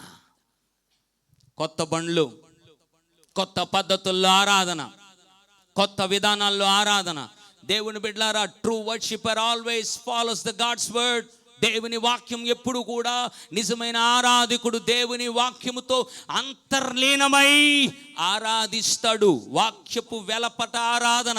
ఒక ఆయన అంటాడు, మొత్తము కూడా అన్ని ఇంతకుముందు చెప్పారు కదా, లైట్లు ఆఫ్ చేస్తే బాగా లైట్లన్నీ ఆఫ్ చేయాలి, స్టేజ్ మీద మాత్రమే ఆ డిస్కో లైట్లు పెట్టి ఆరాధన చేస్తే ఓహో పరిశుద్ధాత్మ అట్లే ఊగిపోతుంది, కదిలిపోతుంది. రకరకాలుగా కొత్త బండ్లు తయారయ్యాయి, కొత్త పద్ధతులు తయారయ్యాయి. అందుకే మీరు గమనించారో లేదో, యథార్థమైన మాట చెప్తున్నా, 80% 80% మంది ఆరాధికులు, 80% మంది వర్షిప్ లీడర్స్, 80% మంది సో కాల్డ్ రెనవర్డ్ వర్షిప్ లీడర్స్ కొన్ని వందల పాటలు రాసి రచించి సార్వత్రిక సంఘములో ఒక ఊపు అందావా తీసుకొని వచ్చిన దేవుని బిడ్డలారా, వర్షిప్ లీడర్స్ ఈరోజు నామరూపాలు లేకుండా కనబడకుండా వెళ్ళిపోయిన వారు ఎంతో మంది. కారణం ఏంటో తెలుసా? ఆరాధన సరైన క్రమంలో, ఆరాధన సరైన పద్ధతుల్లో, ఆరాధన సరైన విధానాల్లో నీ జీవితంలో ఎప్పుడైతే చేయకుండా ఉన్నావో, లేదా చేయలేని పరిస్థితుల్లో ఉన్నావో, ఇమ్మీడియట్గా గుర్తుపెట్టుకో, సాతాను కైవసం చేస్తాడు. సాతాను నిన్ను చెరపట్టడం ప్రారంభిస్తాడు. చాలామంది పుట్టగతులు లేకుండా మారిపోయారు. ఈ రోజున అర్థం పర్థము కాని ఆరాధనలు, 5 నిమిషాలు కూడా ప్రార్థన చేయలేని వ్యక్తి కూడా 12 గంటలు ఆరాధించగలరు. సినిమాటిక్ వేలో వర్షిప్ వచ్చే సార్వత్రిక సంఘము దేవుడిచ్చిన వాక్య విధానాలకు వెలపట. అయ్యో దేవుని బిడ్డలారా, ఎంత భయంకరమైన భ్రష్టత్వములో సార్వత్రిక సంఘం ఉందో చెప్పమంటారా? వాక్యంగా ప్రకటించేవాడు లేకుండా ఉంటే, దేవుని వాక్యంగా ప్రకటించే సేవకులు, వాక్యంగా ప్రకటించే సంఘాలు లేకపోతే, దేవుని బిడ్డలారా, దేవుని వాక్యపు వెలపట చేసే ఆరాధనలు ఆశీర్వాదకరంగా ఉండవు, అవి దీవెనకరంగా ఉండవు. ఎంతోమంది నశించిపోయిన వారు ఉన్నారు. తెలిసి ఎంతోమంది ఆరాధికులు ఆ కొయర్లలోనే, దేవుని బిడ్డలారా, అట్లే అమ్మాయిలు అమ్మాయిల్ని సెట్ చేసుకొని లేచిపోయిన వారు ఎంతోమంది ఉన్నారు. సో కాల్డ్ చర్చెస్లో కూడా ఎంతోమంది కొయర్లో లేచిపోయిన వారు ఉన్నారు. కారణం lack of fear of God. దేవుని భయం లేదు, దేవుని పద్ధతులు తెలియవు. క్రొత్త బండ్లలో ఆరాధన, క్రొత్త బండ్లు ప్రారంభమయ్యాయి. తెలియని దాన్ని ఆరాధిస్తున్నారు. ఎందుకు తెలియని దాన్ని వారు ఆరాధించుటకు సిద్ధపడ్డారో తెలుసా? వారికి తెలియని విషయం, వారి దేవుడు ఎంత మహోన్నతుడో, వారి దేవుడు ఎంత గొప్పవాడో, వారి దేవుడు ఎంత ఉన్నతమైన వాడో. దేవుని బిడ్డలారా, వారికి తెలియని కారణాన ఎంతోమంది పడి చెడి నశించిపోయి, ఎంతోమంది పిట్టలు రాలిపోయిన వారు చరిత్రలో లేకపోలేరు. గుర్తుపెట్టుకోండి, తెలియని పద్ధతులలో నీ దేవుని ఆరాధిస్తున్నావా? తెలియని పద్ధతుల్లో నీ దేవుని నువ్వు ఆరాధిస్తున్నావా? కనీసం దేవుని బిడ్డలారా, దేవుని భయం, దేవుడు అంటే ఏంటో తెలియదు, దేవుని సర్వభౌమాధికారం తెలియదు, ఆరాధన అంటే ఏంటో తెలియదు, ఎలాంటి ఆరాధన దేవునికి ఇష్టమైనదో తెలియదు, ఎలాంటి ఆరాధన ద్వారా దేవుడు మహిమ పరచబడతాడో తెలియదు, ఆరాధన ఎలా చేయాలో తెలియదు. కనీసం స్టేజ్ మీద నిలబడితే చాలా సంఘాల్లో బాధేస్తుంది, కనీసం పాడేవారికి ముసుగులు కూడా ఉండవు. కారణం ఏంటి?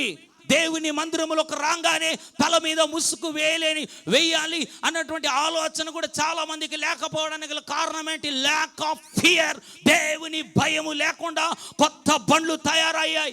కొత్త పద్ధతుల్లో దేవుని ఆరాధించడానికి నువ్వెప్పుడైతే సిద్ధపడతావో, దేవుని బిడ్డలారా, నువ్వు తెలియని విధానంలో ఆరాధించి నీ జీవితంలో ఒకరోజు శాపానికి కారకుడవుతావు. ఉజ్జా చేసింది మంచి పనే అయి ఉండొచ్చు, కానీ ఉజ్జా కల్లో కూడా ఊహించలా ఉజ్జాన్ని దేవుడు అక్కడికక్కడే మోతాడు. ఎప్పుడు కూడా గుర్తుపెట్టుకో, 30,000 మంది స్తూరులు చేసిన ఆరాధన, 30,000 మంది వాయిద్యగాళ్ళు బహుశా ఆ యొక్క ప్లే చేసినటువంటి ఇన్స్ట్రుమెంట్స్, నాట్యాలు.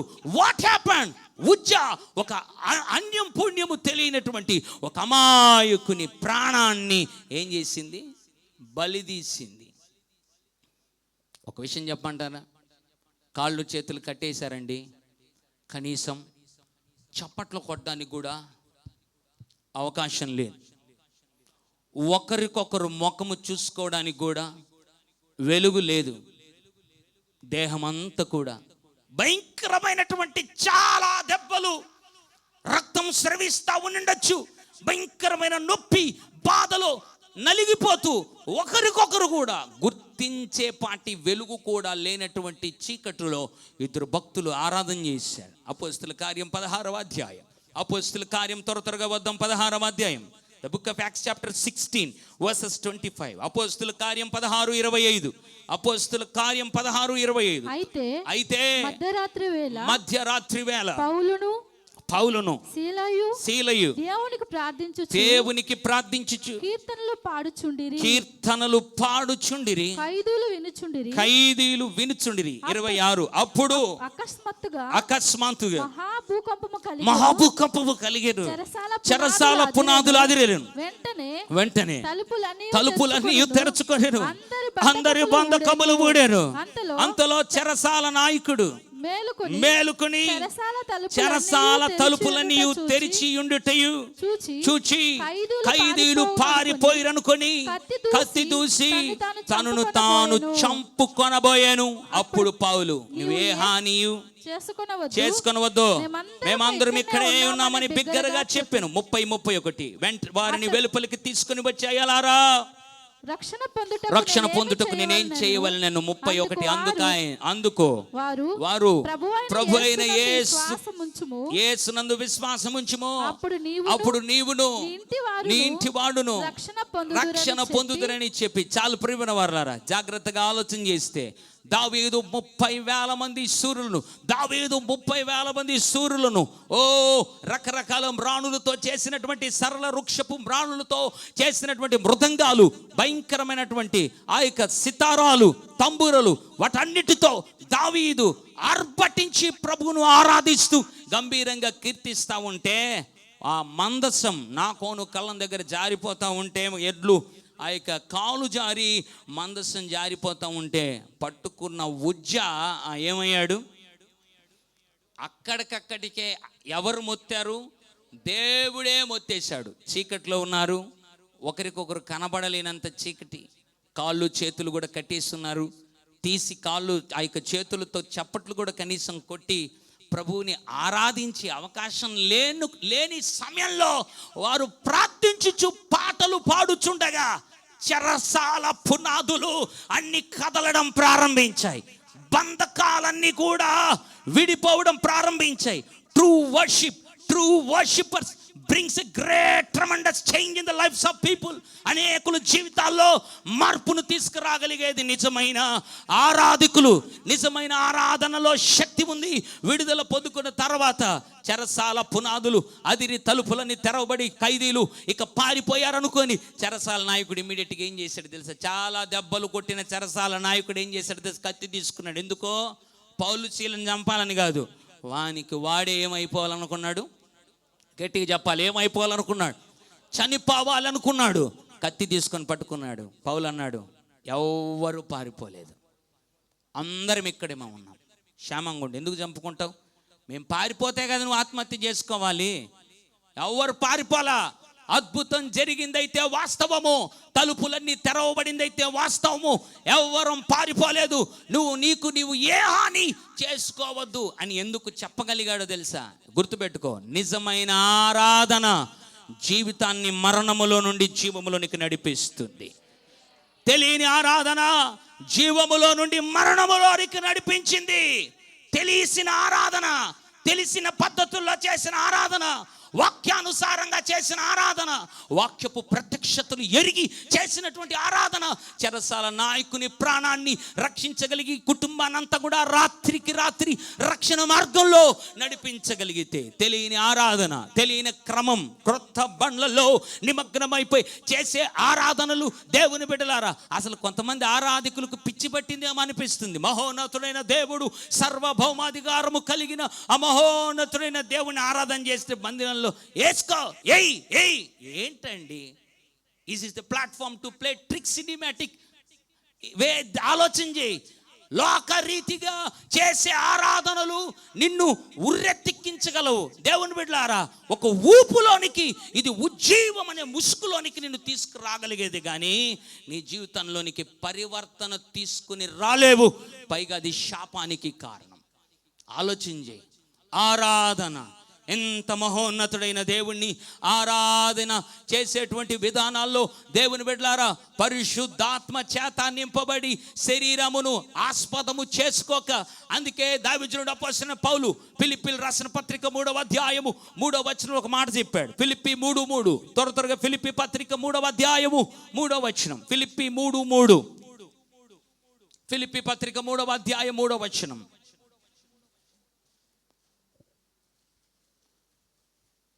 ఫిలిప్పీయులకు రాసిన పత్రిక 3:3 చదువు. ఎందుకనగా శరీరమును ఆస్పదము చేసుకొనక దేవుని యొక్క ఆత్మ వలన ఆరాధించుచు క్రీస్తు యేసునందు పౌలు అంటున్నాడు, శరీరమును చెప్పాలి, శరీరమును బిగ్గరగా, శరీరమును ఆస్పదము చేసుకోకుండా దేవుని యొక్క ఆత్మ వలన. ఈరోజు 80% అంతా శరీరాలే, శరీరాలను ఆస్పదం.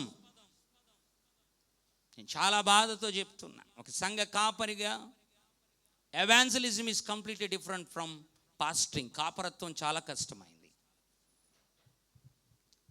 ఎవాంజలిజం, సువార్తీకరణ చాలా సులభం. సంఘములను కాచి కాపాడి దేవుని రాకడలో దేవునికి వధువు సంఘంగా దేవునికి అప్పగించవలసినటువంటి ఈ యొక్క ప్రక్రియలో దేవుని బిడ్డలారా, సేవకులు ఆయుష్ కూడా తగ్గిపోతుందండి. మీకు తెలుసో తెలియదో, కరిగిపోతారు.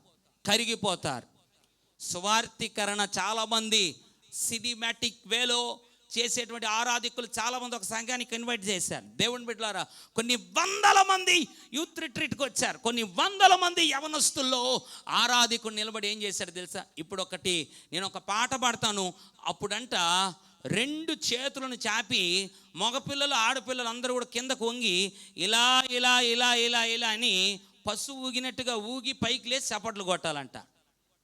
అర్థమవుతా ఉందా? దేవుని బిడ్డలారా, శరీరమును ఆస్పదం చేసుకొని ఆరాధన. కొంతమంది ఆరాధికులు ఉంటారు, కొంతమంది ఆరాధన చేసేవారు ఉంటారు, మ్యూజికల్ ఇన్స్ట్రుమెంట్స్ ప్లే చేసే వాళ్ళు ఉంటారు. ప్యాంటుకి కుడి కాలుకు 3 రంధ్రాలు, ఎడమ కాలుకు 3 రంధ్రాలు, ఇంక వెనక కూడా ఉంటుందేమో నాకు తెలియదు, మొత్తానికి రంధ్రాలు. ఆడోళ్ళు అయితే ఇంకేడు దాకా రకరకాలుగా. శరీరమును ఆస్పదం చేసుకోవద్దు.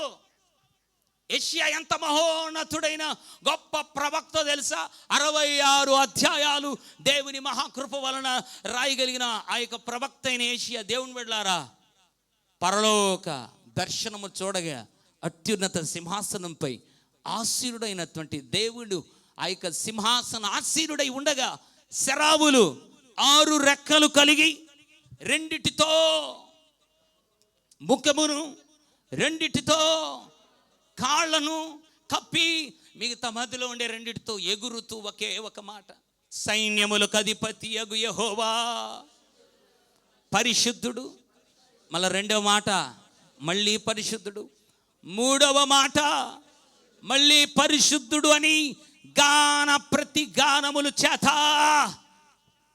వారు ఆరాధిస్తూ ఉంటే యెషయా, అబ్బా వండర్ఫుల్ ప్రాఫిట్ కదా, నేను ఇప్పుడు ప్రాఫిటికల్ వర్షిప్ చేస్తాను అనుకోలే. అయ్యో అపవిత్రమైన పెదవులు గలవాడను, అయ్యో అపవిత్రమైన పెదవులతో ప్రభుని ఎలా నేను గణపరచాలి, అపవిత్రమైన పెదవులు గలవాడును అని ఎప్పుడైతే దేవుని సన్నిధిలో ప్రణమిల్లడం ప్రారంభించాడో, బలిపీఠం మీద నుండి నిప్పు తీసుకొచ్చి ఆ కారుతో ఆ పెదవులను ఎప్పుడైతే శరాబులలో ఎప్పుడైతే తాకాడో అప్పుడు పవిత్రపరచబడ్డాడు.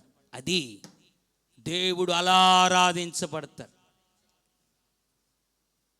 అత్యున్నత సింహాసనముపై ఆసీనుడా, దేవదూతలు ఆరాధించు పరిశుద్ధుడా, యేసయ్యా నా నిలువెల్ల నిండియున్నావు, నా మనసారని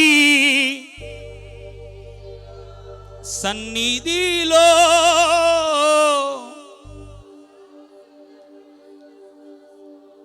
కార్డు తప్పు, డి మైనర్ బట్టు,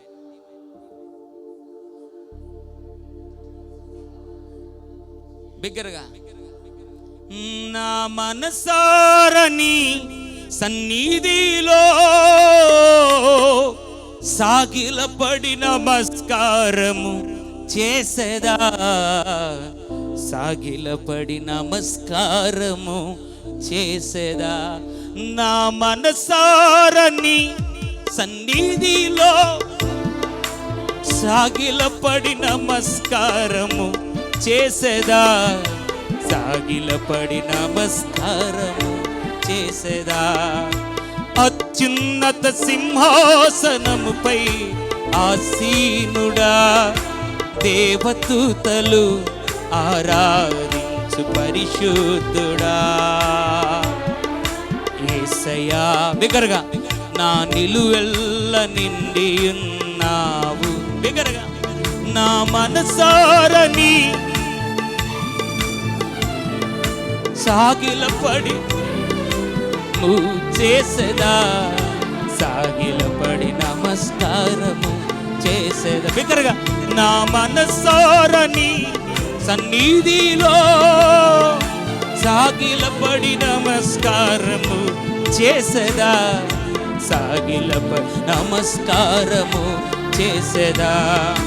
పరిమళించునే నా సాక్ష్య జీవితమే, పరిశుద్ధాత్ముడు నన్ను నడిపించుచున్నందునే పరిమళించని. పాడాలి. నా సాక్ష్య జీవితమే, పరిశుద్ధాత్ముడు నన్ను నడిపించుచున్నందునే ప్రభువా నిన్నే ఆరాధించెదా కృతజ్ఞతాస్తుతులతో, కృతజ్ఞతాస్తులతో. పాడాలి. ప్రభువా కృతజ్ఞతార్పణలతో, కృతజ్ఞతార్పణలతో. చప్పట్లో. అత్యున్నత సింహాసనముపై ఆసీనుడా, దేవదూతలు ఆరాధించు పరిశుద్ధుడా. యేసయ్యా, నా నిలువెల్ల నిండి ఉన్నావు. నా మనసారని సాగిలపడి, చప్పట్లో, సాగిలపడి నమస్కారము చేసేదా. నా మనసారని సాగిలపడి, సాగిలపడి నమస్కారము చేసేదా. దైవజనుడు డాక్టర్ డిజిఎస్ దినకరన్ గారు లోకములో ఉన్నప్పుడు దేవుణ్ణి డాడీ డాడీ డాడీ డాడీ అని పిలిచేది అలవాటు అయిపోయిందంట. ఒకరోజు పరలోకపు దర్శనాలు దేవుడు తనకిచ్చిన తర్వాత, పరలోకపు దర్శనాలనే పుస్తకంలో నేను చదివాను. మహోన్నతుడైన దేవుని సన్నిధికి ఆయన ఎత్తించిన తర్వాత కోట్ల దూతల చేత ప్రభు కీర్తించబడుతుండగా, ఈ లోకంలో ఏ నోరుతో అయితే డాడీ డాడీ డాడీ డాడీ అని పిలిచాడో అలా సాగిలి పడిపోయి ఏమన్నాడు తెలుసా? నేను నిన్ను డాడీ అని పిలిచేదానికి అర్హత లేదయ్యా, నేను చచ్చిన కుక్క వంటి వాడని, నేను కుక్కనయ్యా, నేను మామూలు కుక్క కూడా కాదు, వీధి కుక్కతో సమానం అన్నాడు. కారణం ఏంటో తెలుసా? we can't able to explain the majestic power of Jesus. ప్రభువుని ఎరగకుండా పిచ్చి ఆరాధనలు జరుగుతున్నాయి. గతంలో పాటలు పిచ్చుండే వాళ్ళందరూ కూడా ఓపెన్గా చెప్పాలంటే ఈరోజు ఆరాధికులు అయిపోయారు. They don't know what is the worship. ముందు 10 సంవత్సరాలకు ముందు సోలో సాంగ్స్ పాడేవారు, డైరెక్ట్గా వాక్యంలోకి వెళ్ళిపోతారు. ఇప్పుడు పాటలు పిచ్చుండే వాళ్ళంతా ఒక పాట తీసుకొని 3 పాటలు చేసి మిక్స్ చేసి ఆరాధన అయిపోయింది. That is not worship. శరీరమును ఆస్పదం చేసుకోకుండా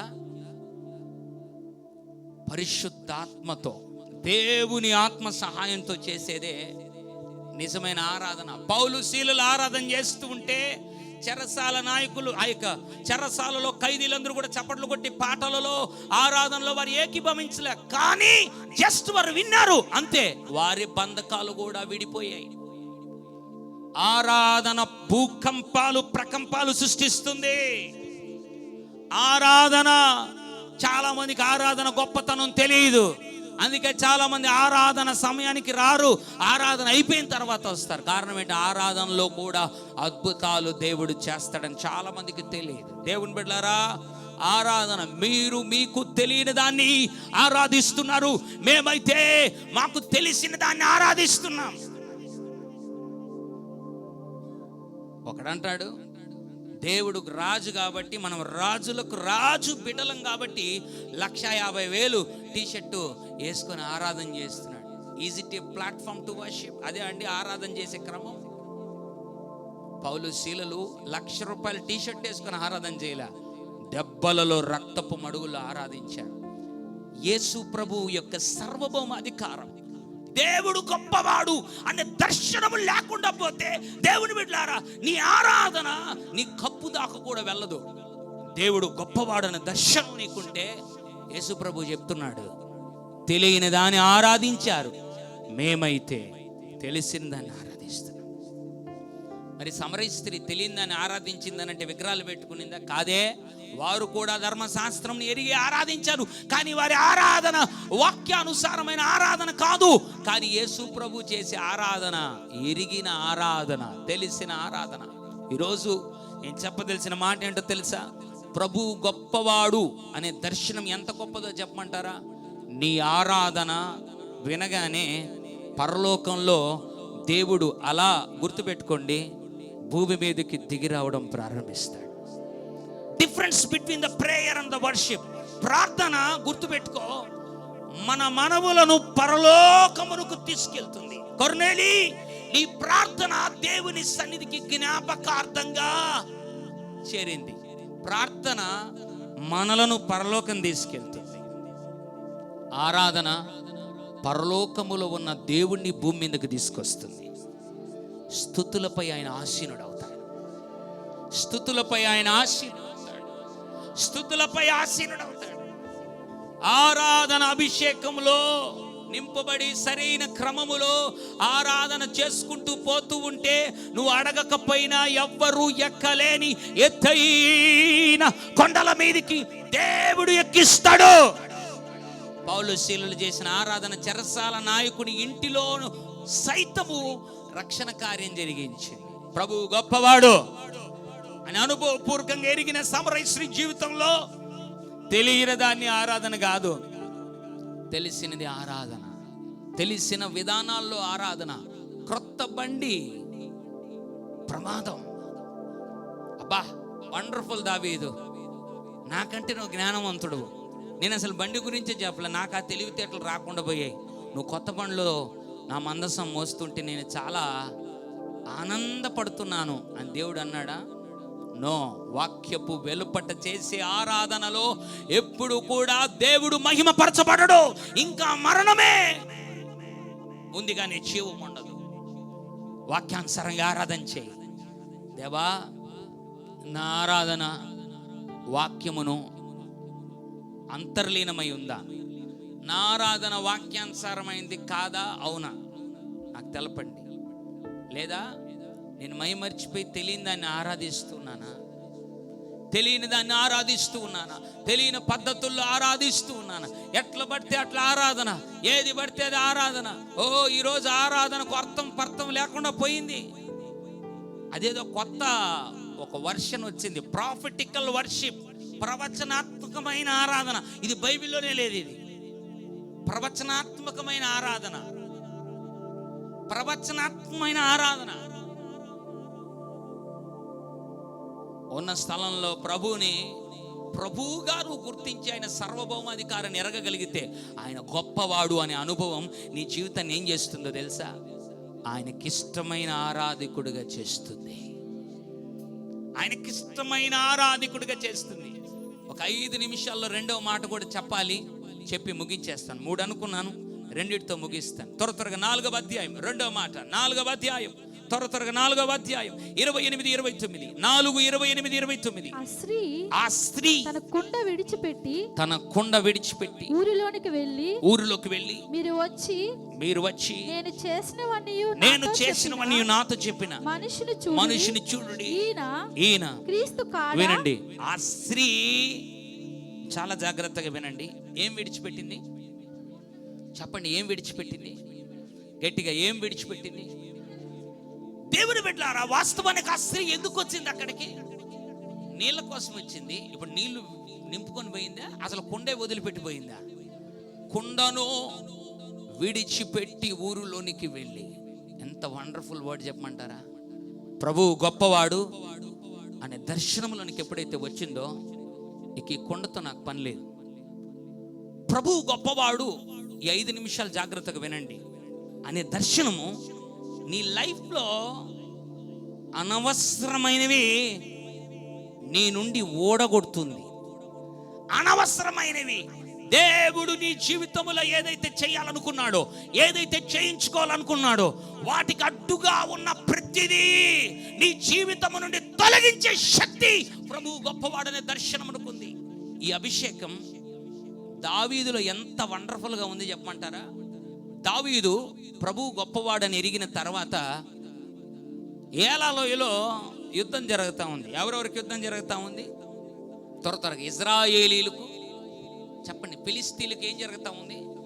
యుద్ధం జరుగుతూ ఉంటే దావీదు ఏం చేశారంటే, తండ్రి దావీదును పిలిపించి, అన్నలు అక్కడ ఉన్నాడు, ఎక్కడ? అబీనదాబు, ఎలియాబు, షమ్మ సౌలుతో ఆ యొక్క పాటు యుద్ధంలో ఉన్నారు నాయన, నువ్వు వారికి భోజనం తీసుకెళ్ళు అని అంటే, గుర్తుపెట్టుకోండి, దావీదు లైఫ్లో గుర్తుపెట్టుకో ఒక మలుపు చెప్పమంటారా? అంతవరకు గొర్రెలు మేపుకునే దావీదు ఫస్ట్ టైం ఏం చేశాడు తెలుసా? సమూయేలు గ్రంథం, త్వరగా వద్దా, నాకు చాలా ఇష్టమైన మాట. సమూయేలు మొదటి గ్రంథం 17వ అధ్యాయం 20 వచనం, త్వరగా ముగిస్తాను. మొదటి సమూయేలు 17:20. దావీదు ఉదయమున లేచి ఒక కాపరికి అందరి మాట గట్టిగా చెప్పండి, ఒక కాపరికి గొర్రెలను అప్పగించి ఆ వస్తువులను తీసుకుని యెషయి తనకిచ్చిన ఆజ్ఞ చొప్పున ప్రయాణమైపోయాను. అయితే అతడు కందకమునకు వచ్చినప్పటికీ వారును వీరును పంక్తులుగా తీరి జయమని అరుచుచు యుద్ధమునకు సాగుచుండు. గుర్తుపెట్టుకోండి, దావీదు నాయనా నువ్వు వెళ్ళి అన్నలకు ఆహారం ఇవ్వమంటే, గుర్తుపెట్టుకో, చాలా రెవల్యూషన్ చెప్తున్నాను. మొట్టమొదటిగా దావీదు ఏం చేశాడు తెలుసా? తన గొర్రెలను వేరే కాపరికి అప్పగించాడు. దాని తర్వాత గొర్రెల దగ్గరికి రాలేదు, జాబ్ మారిపోయింది. ఈ అభిషేకం ప్రభువు గొప్పవాడు అనే దర్శనం నీలో ఉంటే, గుర్తుపెట్టుకో, నీ జీవితంలో దేవుని పనికి అడ్డుగా ఉన్న ప్రతి అనవసరమైనది నీకు తెలియకుండానే దేవుడు తొలగిస్తాడు. ఆమేన్. బిగ్గరగా దేవునికి ఒకసారి స్తోత్రం చెప్పండి. నెంబర్ 1, కాపరికి గొర్రెలను అప్పగించాడు.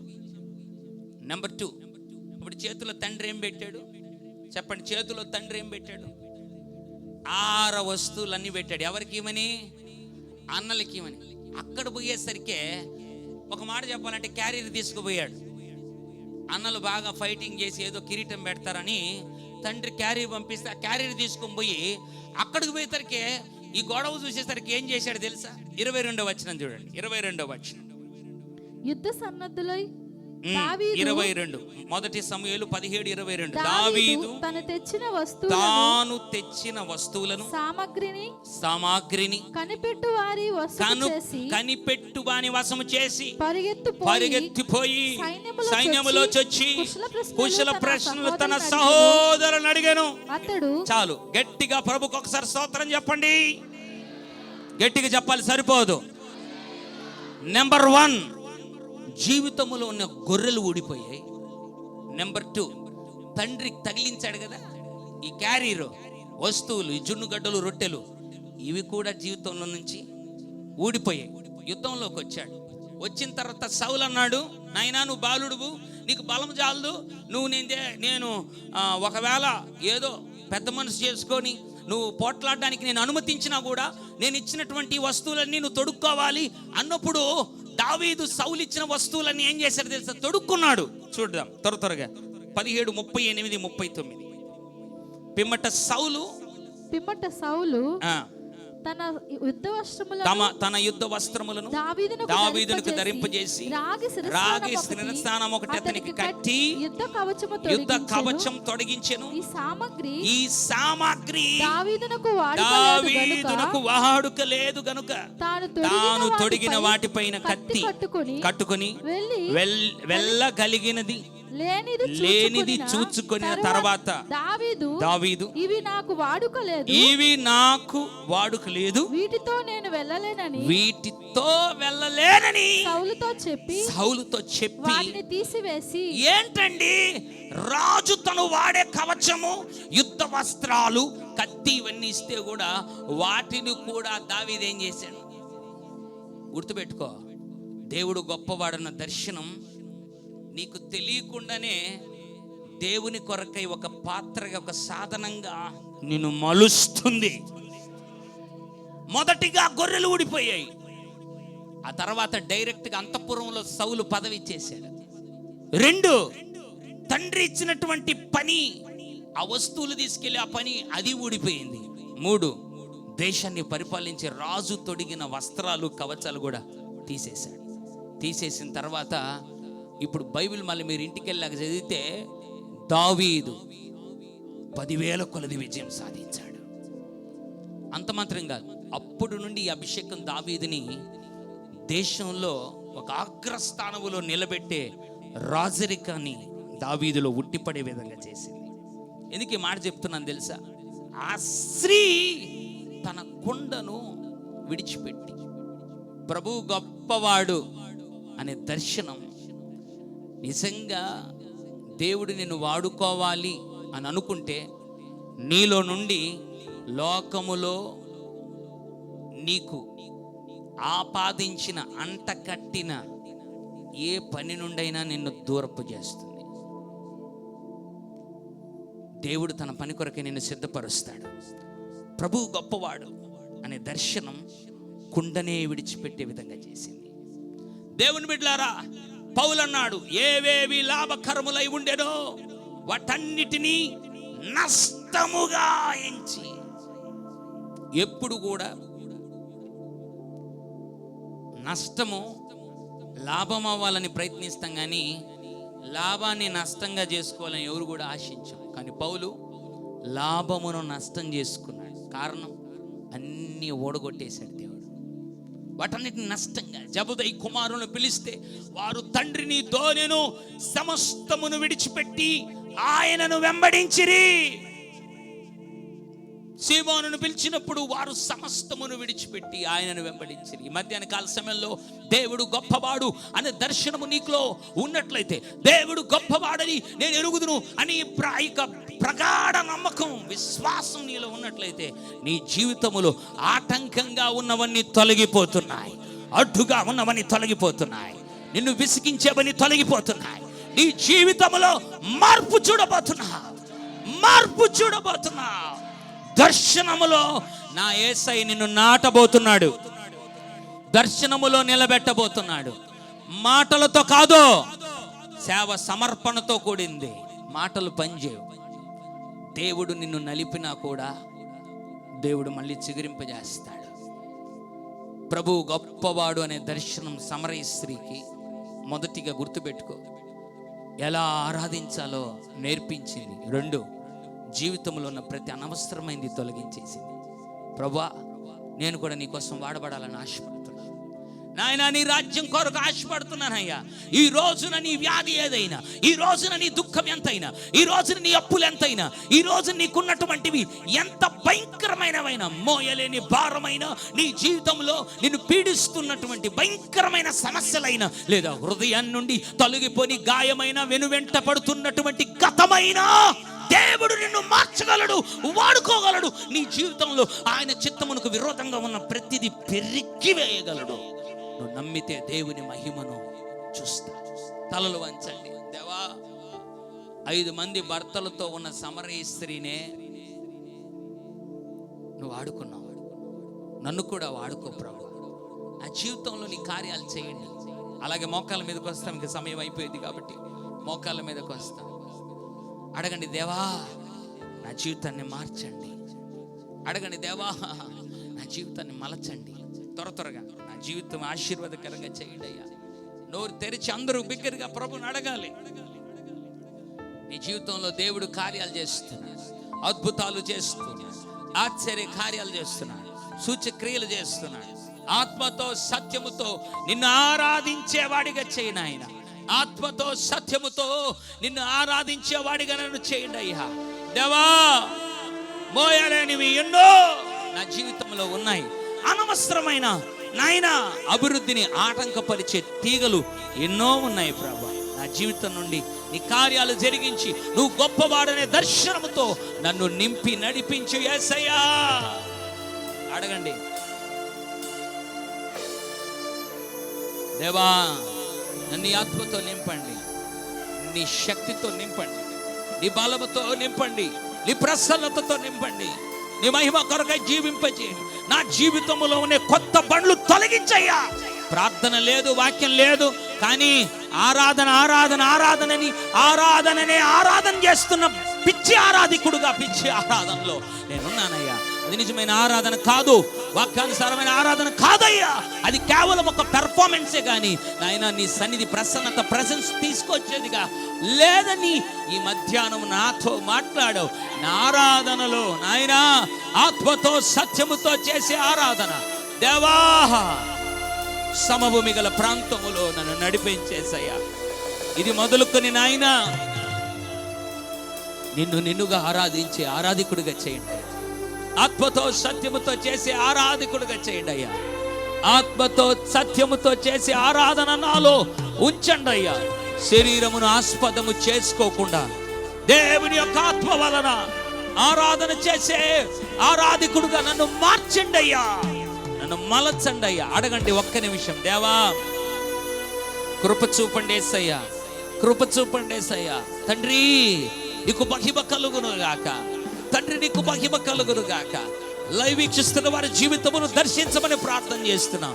వారి జీవితంలో గొప్ప కార్యములు జరిగించండి ప్రభా, అద్భుతాలు చేయండి ప్రభా, ఆశ్చర్య కార్యములు చేయండి ప్రభా, సూచక క్రియలు చేయండి ప్రభా, నీ మహిమ కొరకై నిలబెట్టండి ప్రభా. యేసు నామములో నాయనా వారి కొరకై ప్రార్థిస్తున్నాము తండ్రి, ఆమేన్. మందిరంలో ఉన్నవారు సిద్ధపడిన